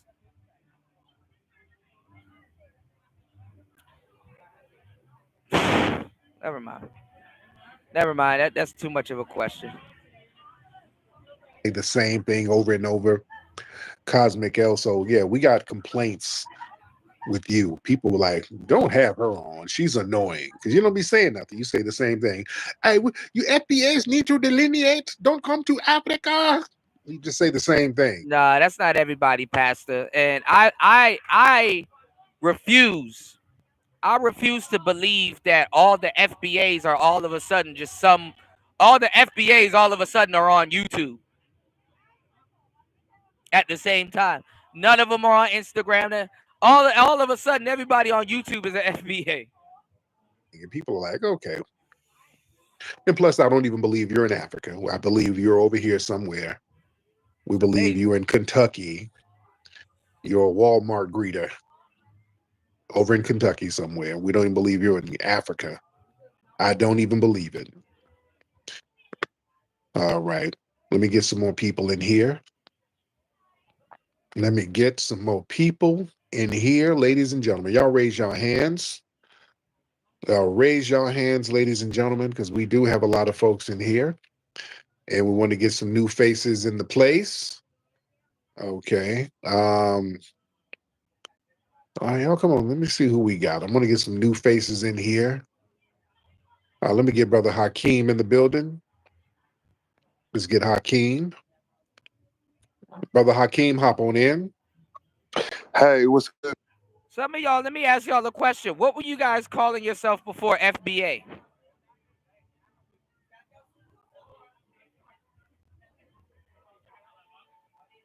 What were you guys calling yourself before FBA? Family. I'm good, Hakeem. How are you, sir? And what I'm changed? good. Just two things. I put in the purple pill. A young brother. His name is Julian Brown. He makes plastic. Oh, no, that's an offensive term to FBAs, but I give you that one, Black Americans. He makes gas out of plastic, diesel and jet fuel. Yeah, the Philippines. Yeah, degenerate. What's going on, Buster? He said Tariq with his with his BBL hairline knowledge. That's hilarious. He hooked up with Moses West as well. Oh, so y'all check that out. Another thing, man. Hey, I normally want to advocate for this, but Chief Dusty Wolf, you got to animate him, man. He sounds just like Gangsta Delicious from Boondocks. yeah. And I wouldn't have said that, but I saw his he had on that Captain Hook suit. Yeah. They got a problem with that too, Buster Free. African American. They don't shit. You put African in front of anything, they oh my god, no, I'm not African. Okay, damn, calm down. You know. So now everybody's calling themselves FBAs. You know. Well, shout out to Tariq. He trademarked FBA.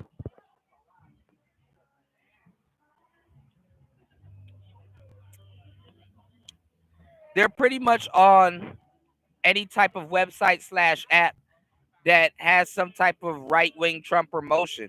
Let me tell y'all something. All of these people aren't FBAs. You know, maybe the people in my chat, y'all probably are, but these people are lying. These people are fucking lying. There's not that much FBAs like that. Not on the fucking internet. Most FBAs, reasonably, they not even think about this shit. They walking around. They don't even call themselves that. Can't be all of these FBAs online, and they're not all on the same thing. Can't be. Somebody lying. Respectfully.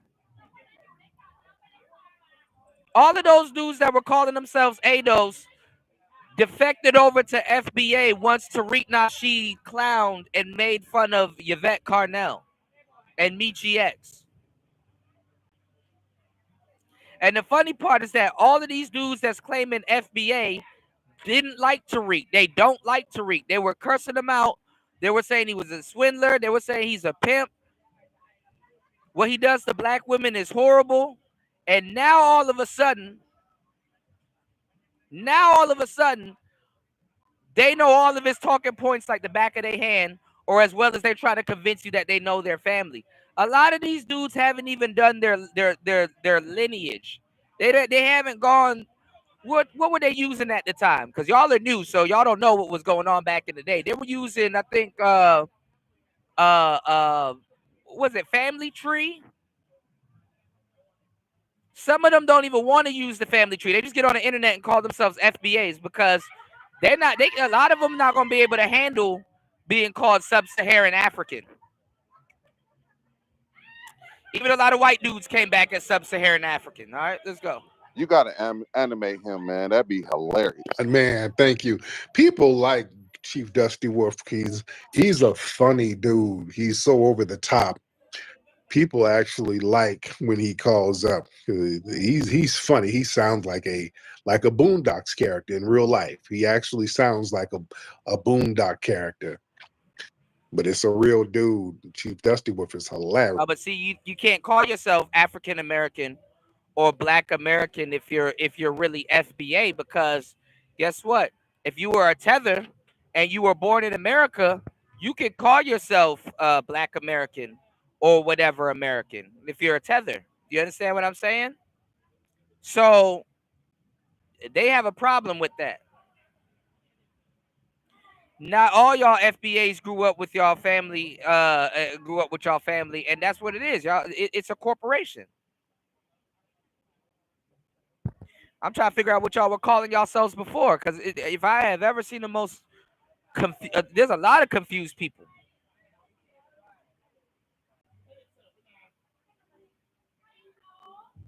You said most Black Americans in real life would not even mess with that wave, especially politically. Yeah, and then all of a sudden, a lot of these dudes still got to learn basic history. They don't know their history. A lot of foundational. They don't even care to do their history. They don't even know what's being said.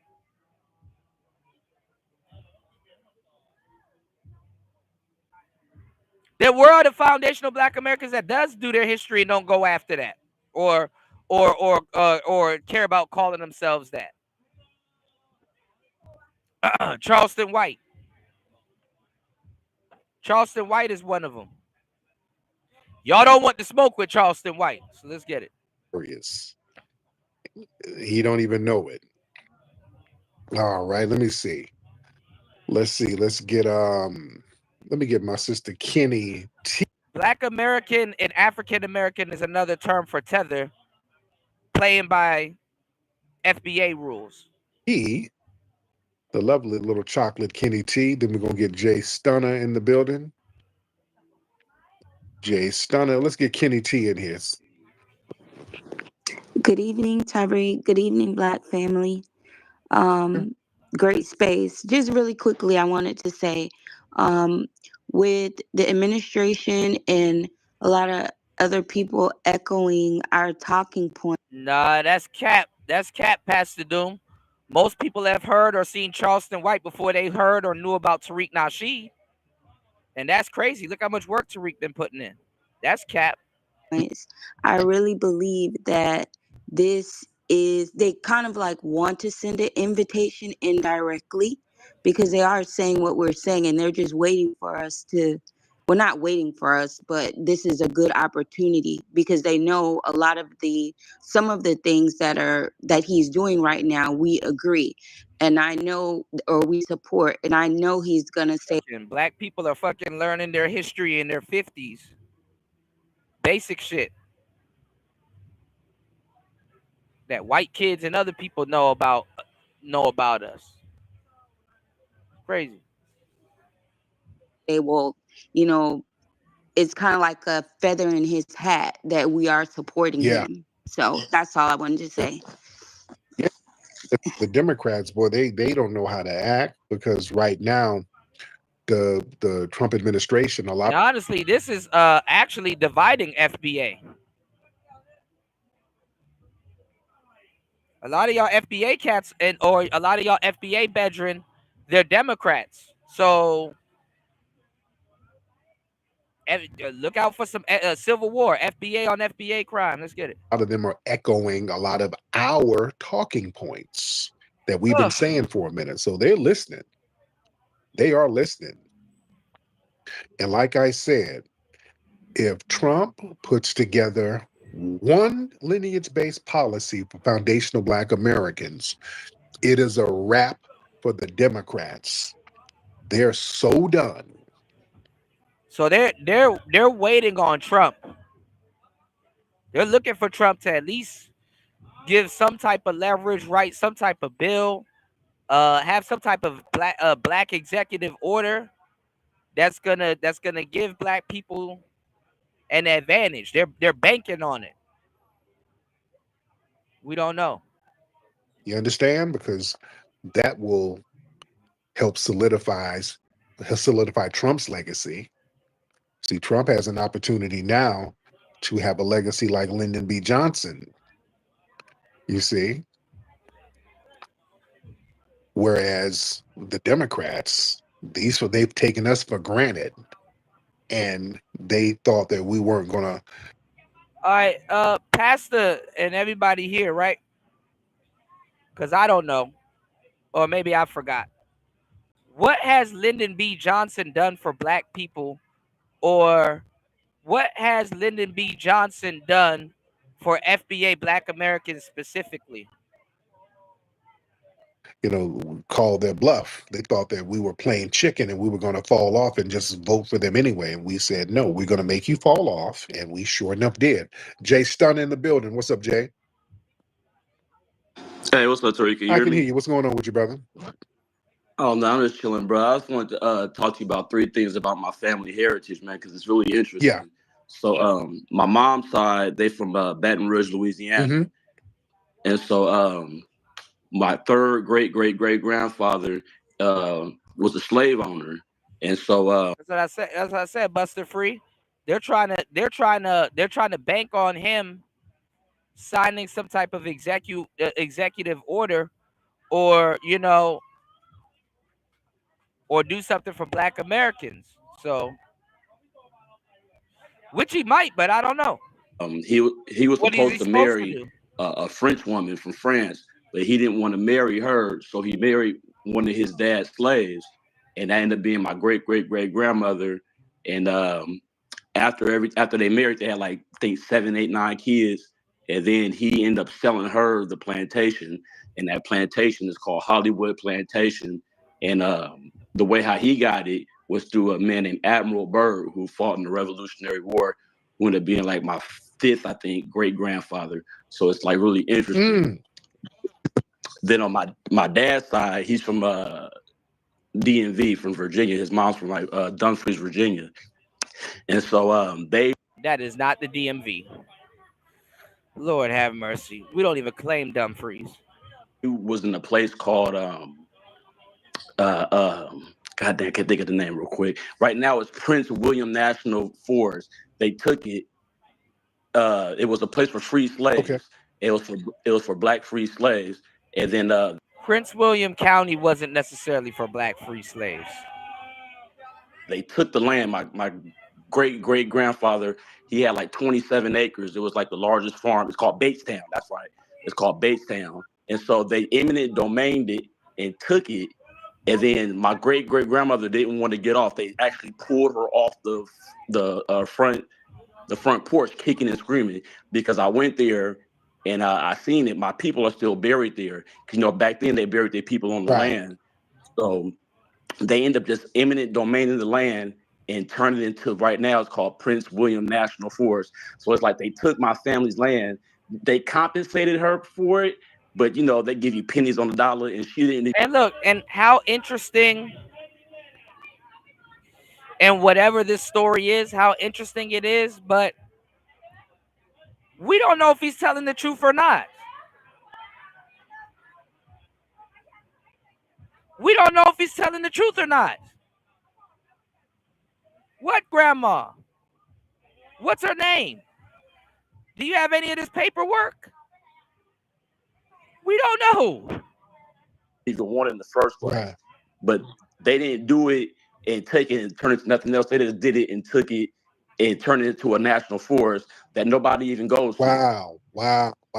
That's heavy, man. And that happened a lot in situations. They did that with Bruce's Beach. There's not even no blockchain. Did the same thing.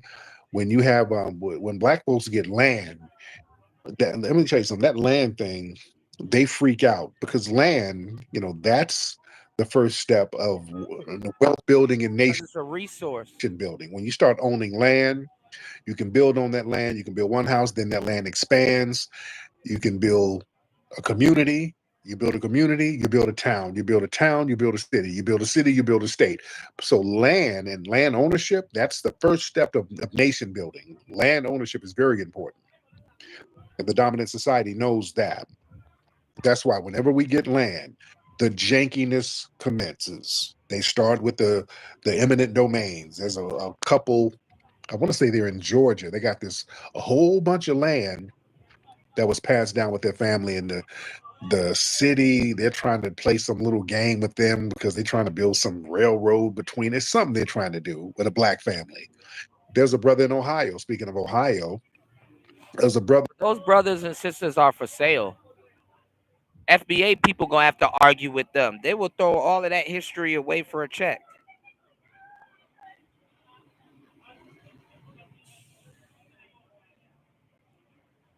They'll throw all that history away for a check.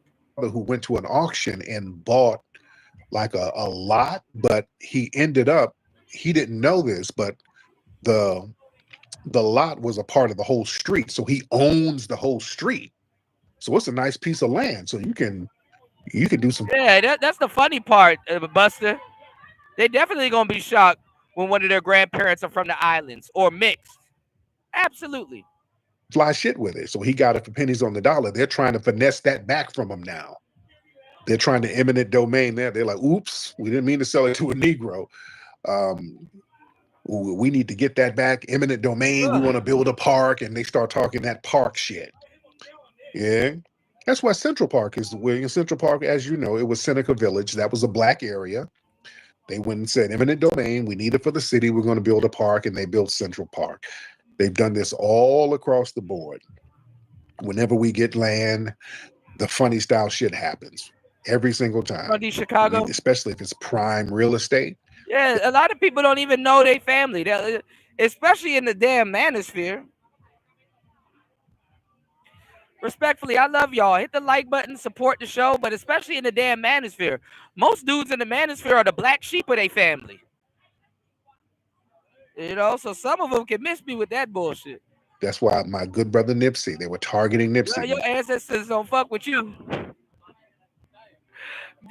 Man, take this FBA shit off the internet and go talk to your grandma. Grandma, are you FBA? She gonna be like, nigga, what the fuck are you talking about?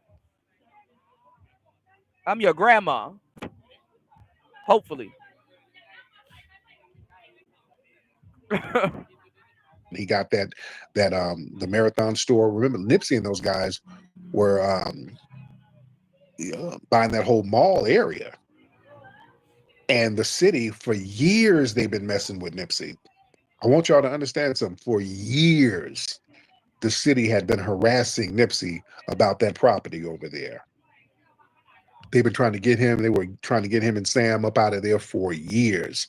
They put nuisance ordinances on them, which is what they do out here in LA. What happens is if a crime happens around your property, and if you don't report it or whatever, they say, well, you are allowing a nuisance to happen, so we're going to confiscate your property and confiscate your land.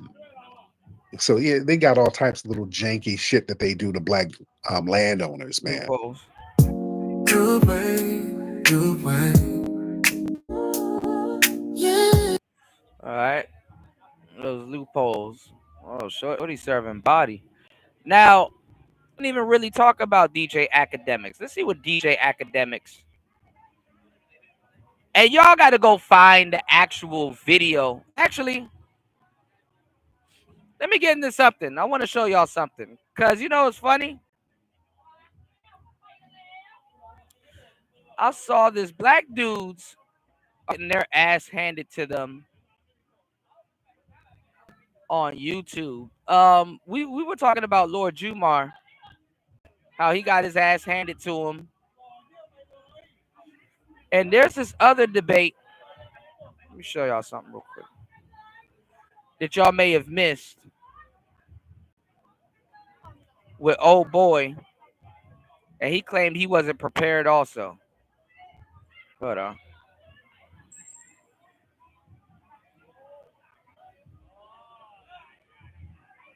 Y'all hit the like button, support the show. Are you not entertained? I got y'all. Give me 1 second. We're going to listen to a little bit of this real quick and critique it.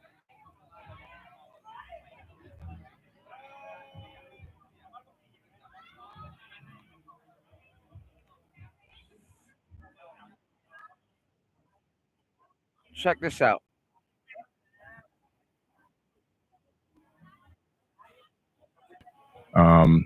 I just personally believe that Jesus. Boy, Billy Carson. Man, you white boys are killing niggas, man, when it comes to the science fiction and not even fiction, but like just science and physics and stuff like that. And the crazy part is that, you know, if what they say was true with the Moors ushering in the urban renaissance, we taught them all this shit. But now we getting bludgeoned with our own. We're getting bludgeoned with our own shit. But let's go. This was an amazing human being. I don't think that he was the Son of God in the sense gods, as he Let's get said, the ye are lights up. Y'all gods, support the and show, that we're to y'all. do greater things in him. And I just personally believe that the return of the Christ is the return of the Christ consciousness. When we can all achieve a certain level of knowledge, wisdom, passion, understanding, empathy, love that he came to this planet with, and we get that in our mind and our conscience, and we can Man, Dumfries is not a part of no goddamn DMV area, man. We will laugh at you if you say you from Dump. That's like a nigga from La Plata claiming, man, I'm from the DMV area. Nigga, you in La Plata. You in La Plata. Or La Plata, or whatever you want to call it. You in La Plata. We don't consider a lot of these people from the DMV area. The DMV area is literally, and I guess it might change a little bit with this new metro, but the DMV area is literally how far the metro goes. We barely even claim Shady Grove. So let's go, y'all. act on those incredible emotions and that understanding, that the whole world's going to transform instantaneously. And I think at the second coming is the coming Yeah, Lord Jumar fucked up. Like, nigga, flat earth. Okay. the Christ consciousness to the planet, not a human being flying back to Earth to save people. That's just my personal understanding of how I perceived it over many, many years of going through this information and going through all this text. And Wes, I'm gonna let you respond to that. And again, I mean, this is everyone listening to the show. You know, I'm always like, challenge everything. Learn to critically think and continue to come to your conclusions. Even with Jesus, I'm not personally even waiting on that he has to come back to say, you know, I'm, like I said, that strength of God and consciousness is already, I can tap into that right now. So you don't have to wait for him to come back. For those that believe he does, to actually have that like next level of what that's supposed to mean. But Wes, go ahead on for what Billy was talking about. I think with a book in the Harvard Museum, and I heard something about Jesus's wife. That's yeah. Yeah, well, first let me say, Yeah, they said that they found a book where Jesus's wife, a book that she wrote, you know what I'm saying? And people try to sweep it under a rug or overlook it. But anyway, that's what Billy Carson was talking about. I think it's really cool to not just be in the room proverbially with you, Billy, but be able to interact with you. Because I wish I could be there in person. Unfortunately, Toronto, Canada is a long way away from Florida. It's a little bit of a jaunt. But I really appreciate the fact that you seem to have investigated to a certain degree some of these facts. Do you mind if I ask a clarifying question? Sure. When you say the Sinai Bible, what are you referring to specifically? It's the biblical text that was written. It made it into you can actually look it up on Amazon. It's a Bible called, I have a version at home. It's called the Sinai Bible, right, from Mount Sinai. I'm assuming it's the mountain that they're referencing there. But they put together their own version of the biblical text prior to the King James Version being put out.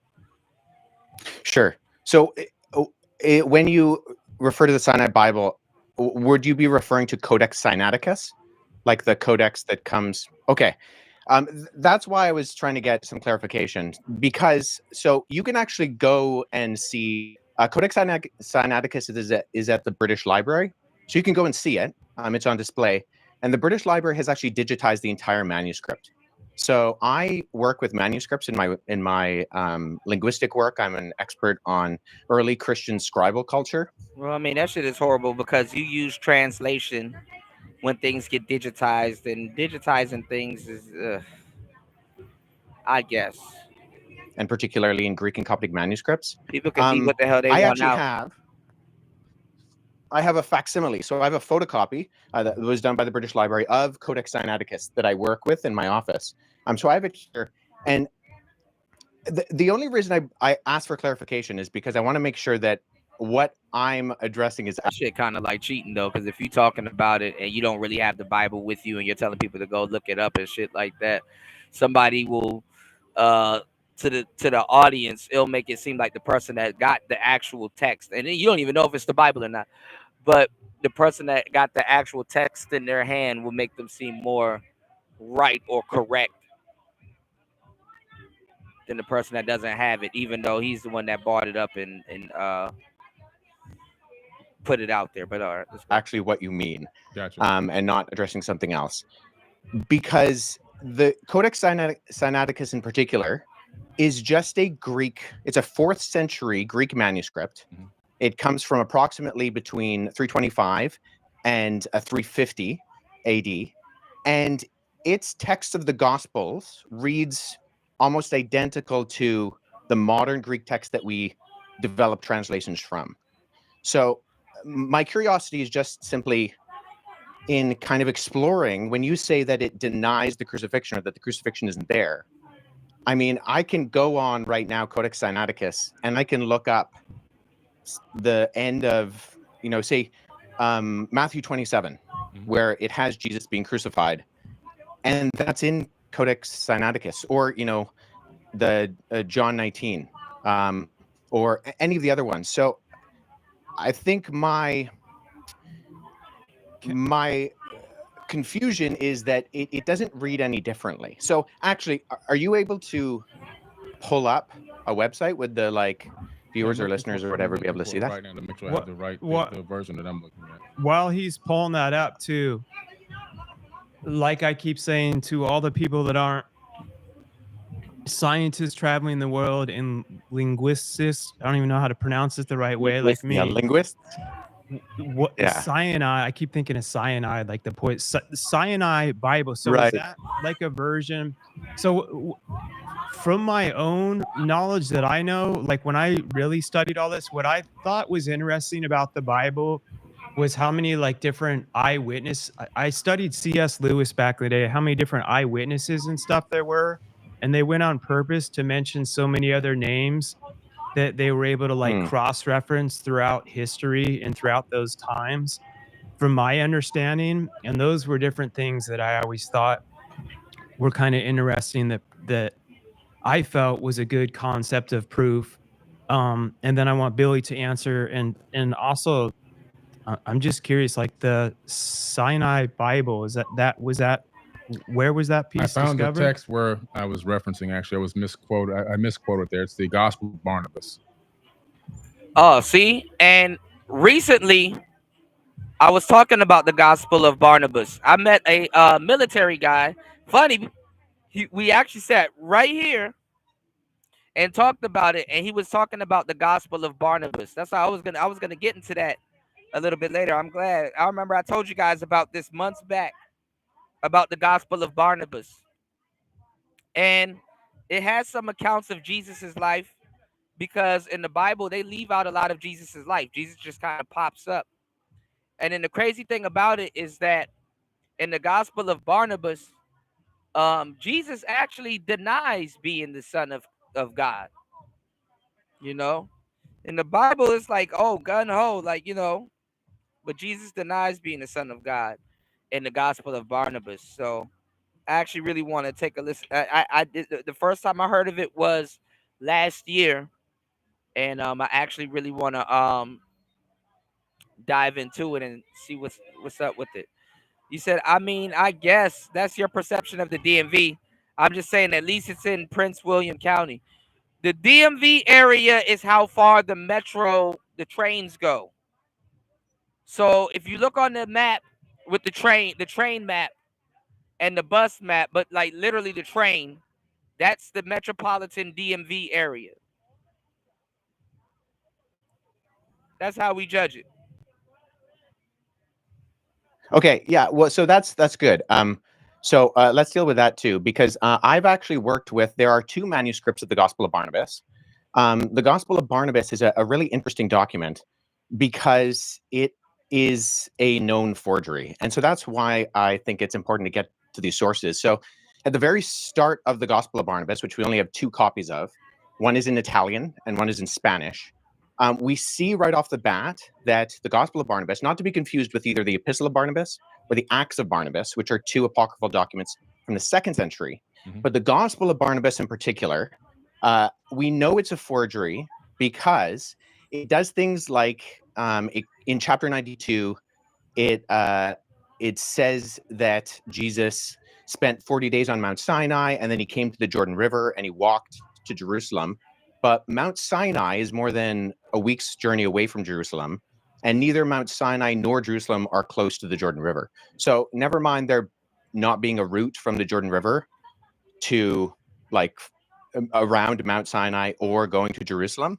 But there are internal problems with That's the interesting Gospel to of show. Barnabas, which indicate that it shows no actual indication of evidence of coming from or even having knowledge of first century Jewish understanding. It actually says Jesus is the Christ, but not the Messiah, which indicates that whoever the author is, he didn't know that those were the same words. And I think a bigger problem is that the Gospel of Barnabas actually paraphrases Dante's Inferno, which was written in 1314. So there's a lot of internal evidences that disqualify the Gospel of Barnabas, never mind the fact that we don't have any evidence of it prior to the 14th century, and none in any other language other than Middle Age Italian Italian and Spanish. But the internal content of the Gospel of Barnabas disqualifies it from being ancient. And then the fact that it's doing things like paraphrasing Dante, or it also refers to a rule of the time of Jubilee, which was changed in the Middle Ages from what it was in the biblical year of Jubilee. Crazy part about all of this And shit. it goes with the concept, not the Crazy part about all of this shit is a lot of stuff that we talk about or is spoken about in the Bible is actually answered in the Satanic Bible. They actually tell you to read both of them at the same time, but honestly, read the Satanic Bible first. It's just that a lot of people get swayed by the name, and my camera just went out. Okay, it's back. Yeah, a lot of people get swayed by the name and believe that just because you're reading that text that you're devil worshiping. No, you're just reading. But that's people for you. All right. the ancient concept. So what I'm getting at is, so I'm a historian and I deal with sources. So when I'm looking at sources, I want to make sure that I have a methodology by which I approach any type of source. So if there is something that denies the crucifixion, I want to make sure that I'm analyzing it and that the methodology by which I analyze it actually reveals that the content can be accurately tied to the event. So if we're talking about, say, Codex Sinaiticus, that's in the 4th century. Now that is, I would agree with you, Billy, our oldest copy of the Bible in the sense of cover to cover, Genesis to Revelation copy of the Bible. Right. The problem is that we have individual copies of all 4 Gospels going back hundreds of years before Codex Sinaiticus. So I have a facsimile behind me of P66. This is a late 2nd century copy of the Gospel of John. I work with this particular manuscript. I can just show the screen right here. This is an almost complete copy of the Gospel of John. And it Is that the has the papyra by crucifixion. any chance? Yeah, so papyrus is just the what it's made out of. So I got that from Yeah. ChatGPT, by the way. Yeah, Sorry, so guys. I'm just I trying can to sound actually- smart for a second. I have that papyrus. Oh, that's Yeah, so I'll show you this. So the documents you actually see on my bookshelf behind me are facsimile papyri that I've made. So when I was in Egypt last summer, I went and I got made for me some papyrus. That's funny as hell because the white man will go to the Egypt before y'all. You know, most black people won't even be able to keep up with this damn conversation.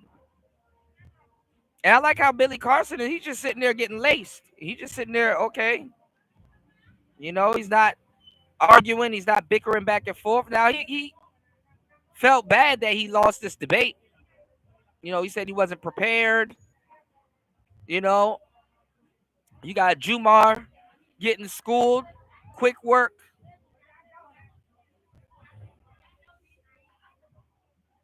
You got Tariq. You know, he just, you got a lot of people waiting for Trump. They're waiting for Donnie Boy. They're waiting for T-Rump to save everybody. Or at least write one law so they could be like, see, we told you. I don't know what to say, man. I have no idea what to say. Billy Carson actually broke down after this. I'm like, why would he break down? You know?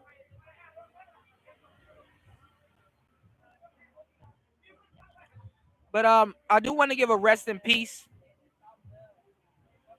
to the people that that passed away.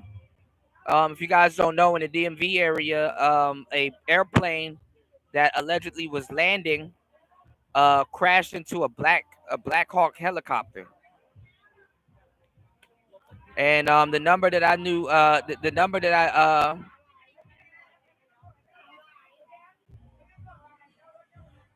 that I know about is 67. You know.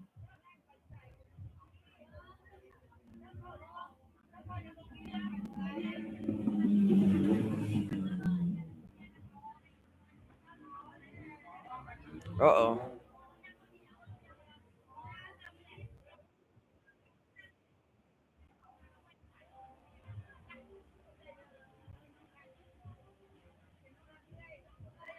Uh-oh, Beachy going in on somebody.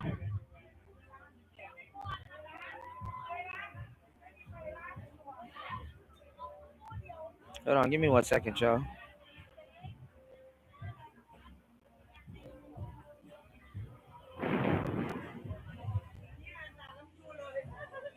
Hold up.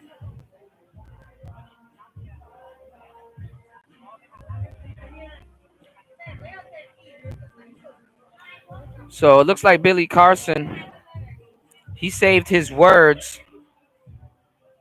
He saved his words for the end of the podcast. Well, not for the end of the podcast, but for his own thing. It was live. I let a lot of it slip because a lot of these people are just ignorant, poor people. You know, they're just poor people. They're just ignorant. But I let a lot of it, you know, whatever. These people are just poor dummies. It's crazy. He got the flower of life behind him. What can you do? I make more money than rappers. I'm not a Joe Schmo 9-to-5 worker bee. Given the full scope of what was going on. Guess what, guys? I'm one of the foremost world lead in the knowledge on ancient texts and tablets, scriptures, papyruses, and cylinders. So you went on a podcast where they had another guest that was going to grill you. Yeah, going to grill me. I have a facsimile. So I have a photocopy that was done by the British Library of Codex Sinaiticus that I work with in my office. So I have it here. And the Codex Sinaiticus in particular is just a Greek, it's a 4th century Greek manuscript. When you say that it denies the crucifixion or that the crucifixion isn't there, I mean, I can go on right now, Codex Sinaiticus, and I can look up Matthew 27, where it has Jesus being crucified. I went to his house. Now, it was 2 a.m. when I went there because that's when the footage was out. When you're triggered that deep and that hard, and you're feeling that attacked to where you now have to be hired another full-time bodyguard, another armed guard.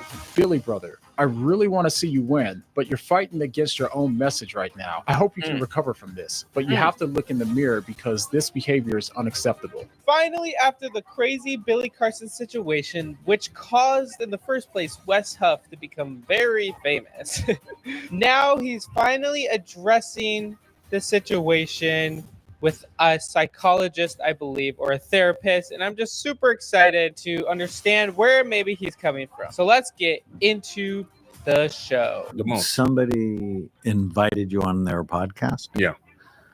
And there you felt ambushed? Yes. I felt ambushed. I wasn't given a full scope of what was going on. A person that was to be on that had been... I guess watching a lot of my content over the years and made a lot of videos going against some of my personal. Well, he trained the body, you like shit. On spiritual beliefs, which is okay. It's fine. There's nothing against that. But the person that invited me over knew all about that. They knew that this person pretty much had it in for me.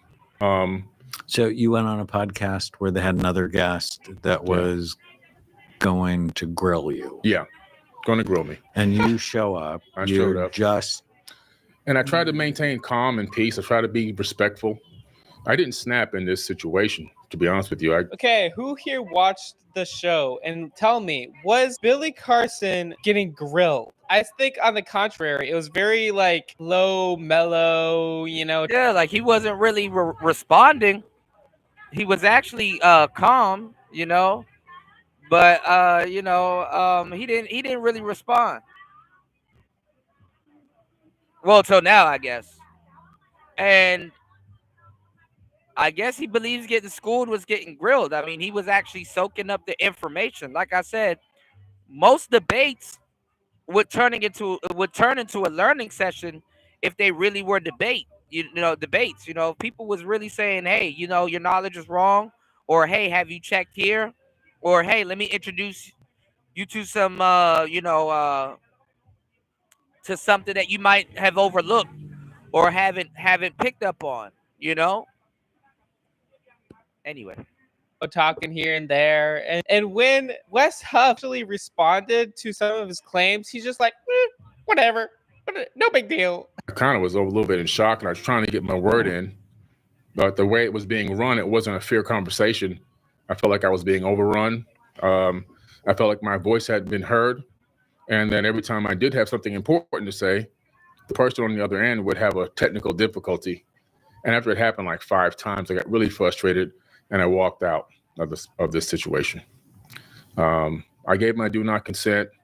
I said, this is not professional. Like everything that I'm in is like this, with you and me. It's like very professional.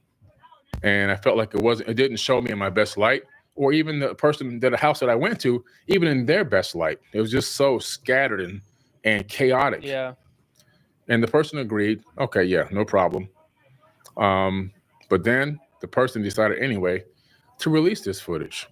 Oh, shit. So it shocked me because when you go man to man with somebody, a conversation and you shake hands. Dang, that's crazy. So Jumar got invited to Godfrey's show. Jumar was beaten on his chest. Jumar gets roasted.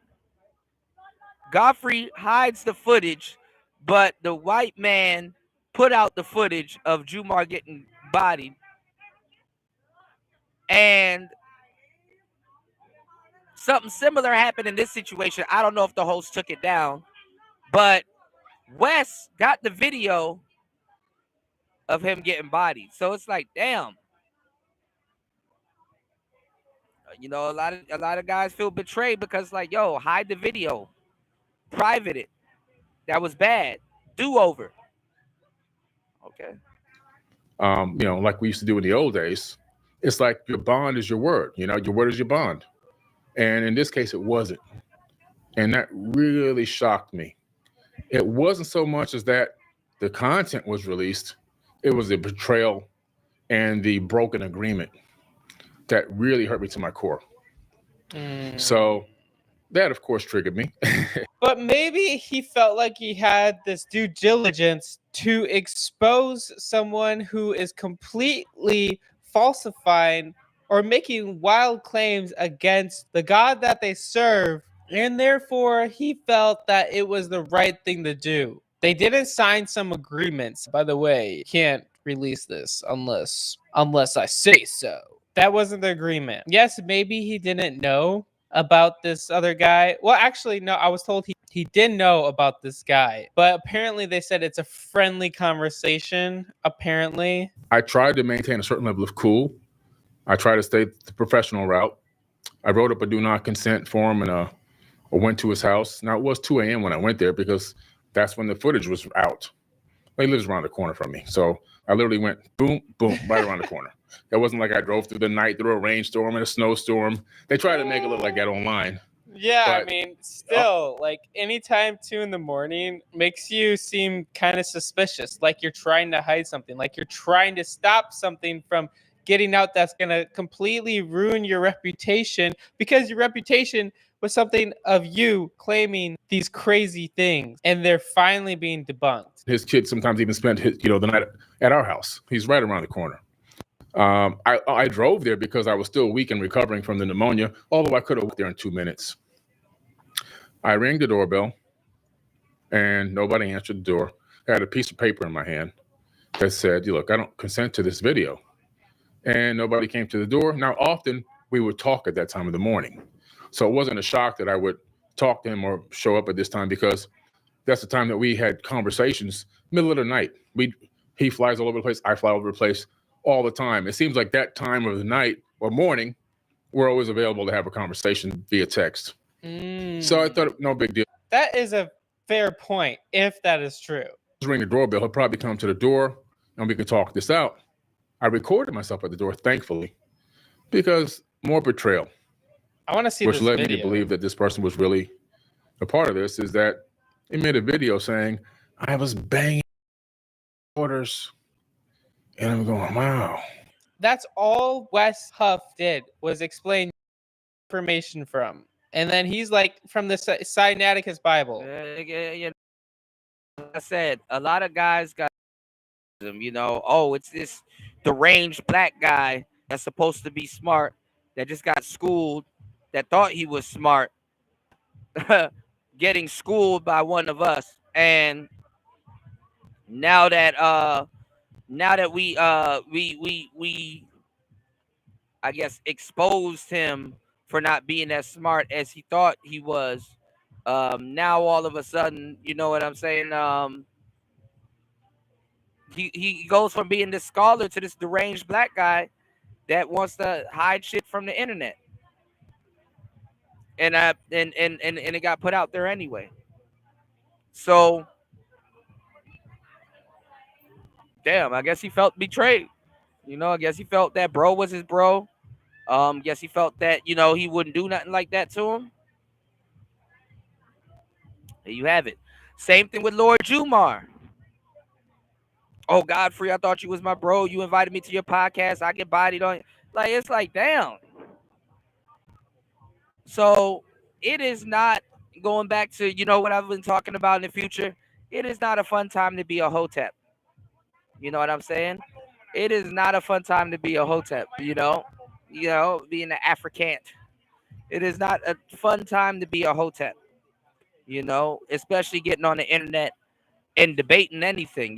People are just getting their shit splat for no fucking reason. So, well, maybe for a reason. I mean, because they maybe it's them trying to justify it, but there's a lot of footage of, a lot of, fellas. Yo, I'm smarter than this person and I make more than this and blah, blah, blah. I mean, and obviously you want to feel good about your accomplishments when you learn something or you do something, but getting schooled by a random bystander or even a scholar looks crazy.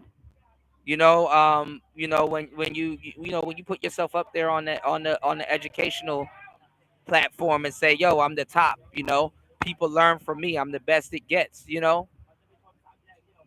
I'm not even gonna demote what being a teacher is or just teaching in general. Wink wink, nudge nudge. But society and technology has gotten to a point that being a teacher isn't really just teaching rubric. A lot of times you're just teaching shit that people are too lazy to go look for or look up or study. And a lot of times you're not even teaching. You're just bringing something to somebody's attention. So, depending on how they look at it or what's their thoughts on it or whatever. But, it is what it is. But listen, gave y'all some really good game. Went over some real good shit. I got some more shows coming up. Please hit the like button and support the show as the show is being muffled and not pushed out.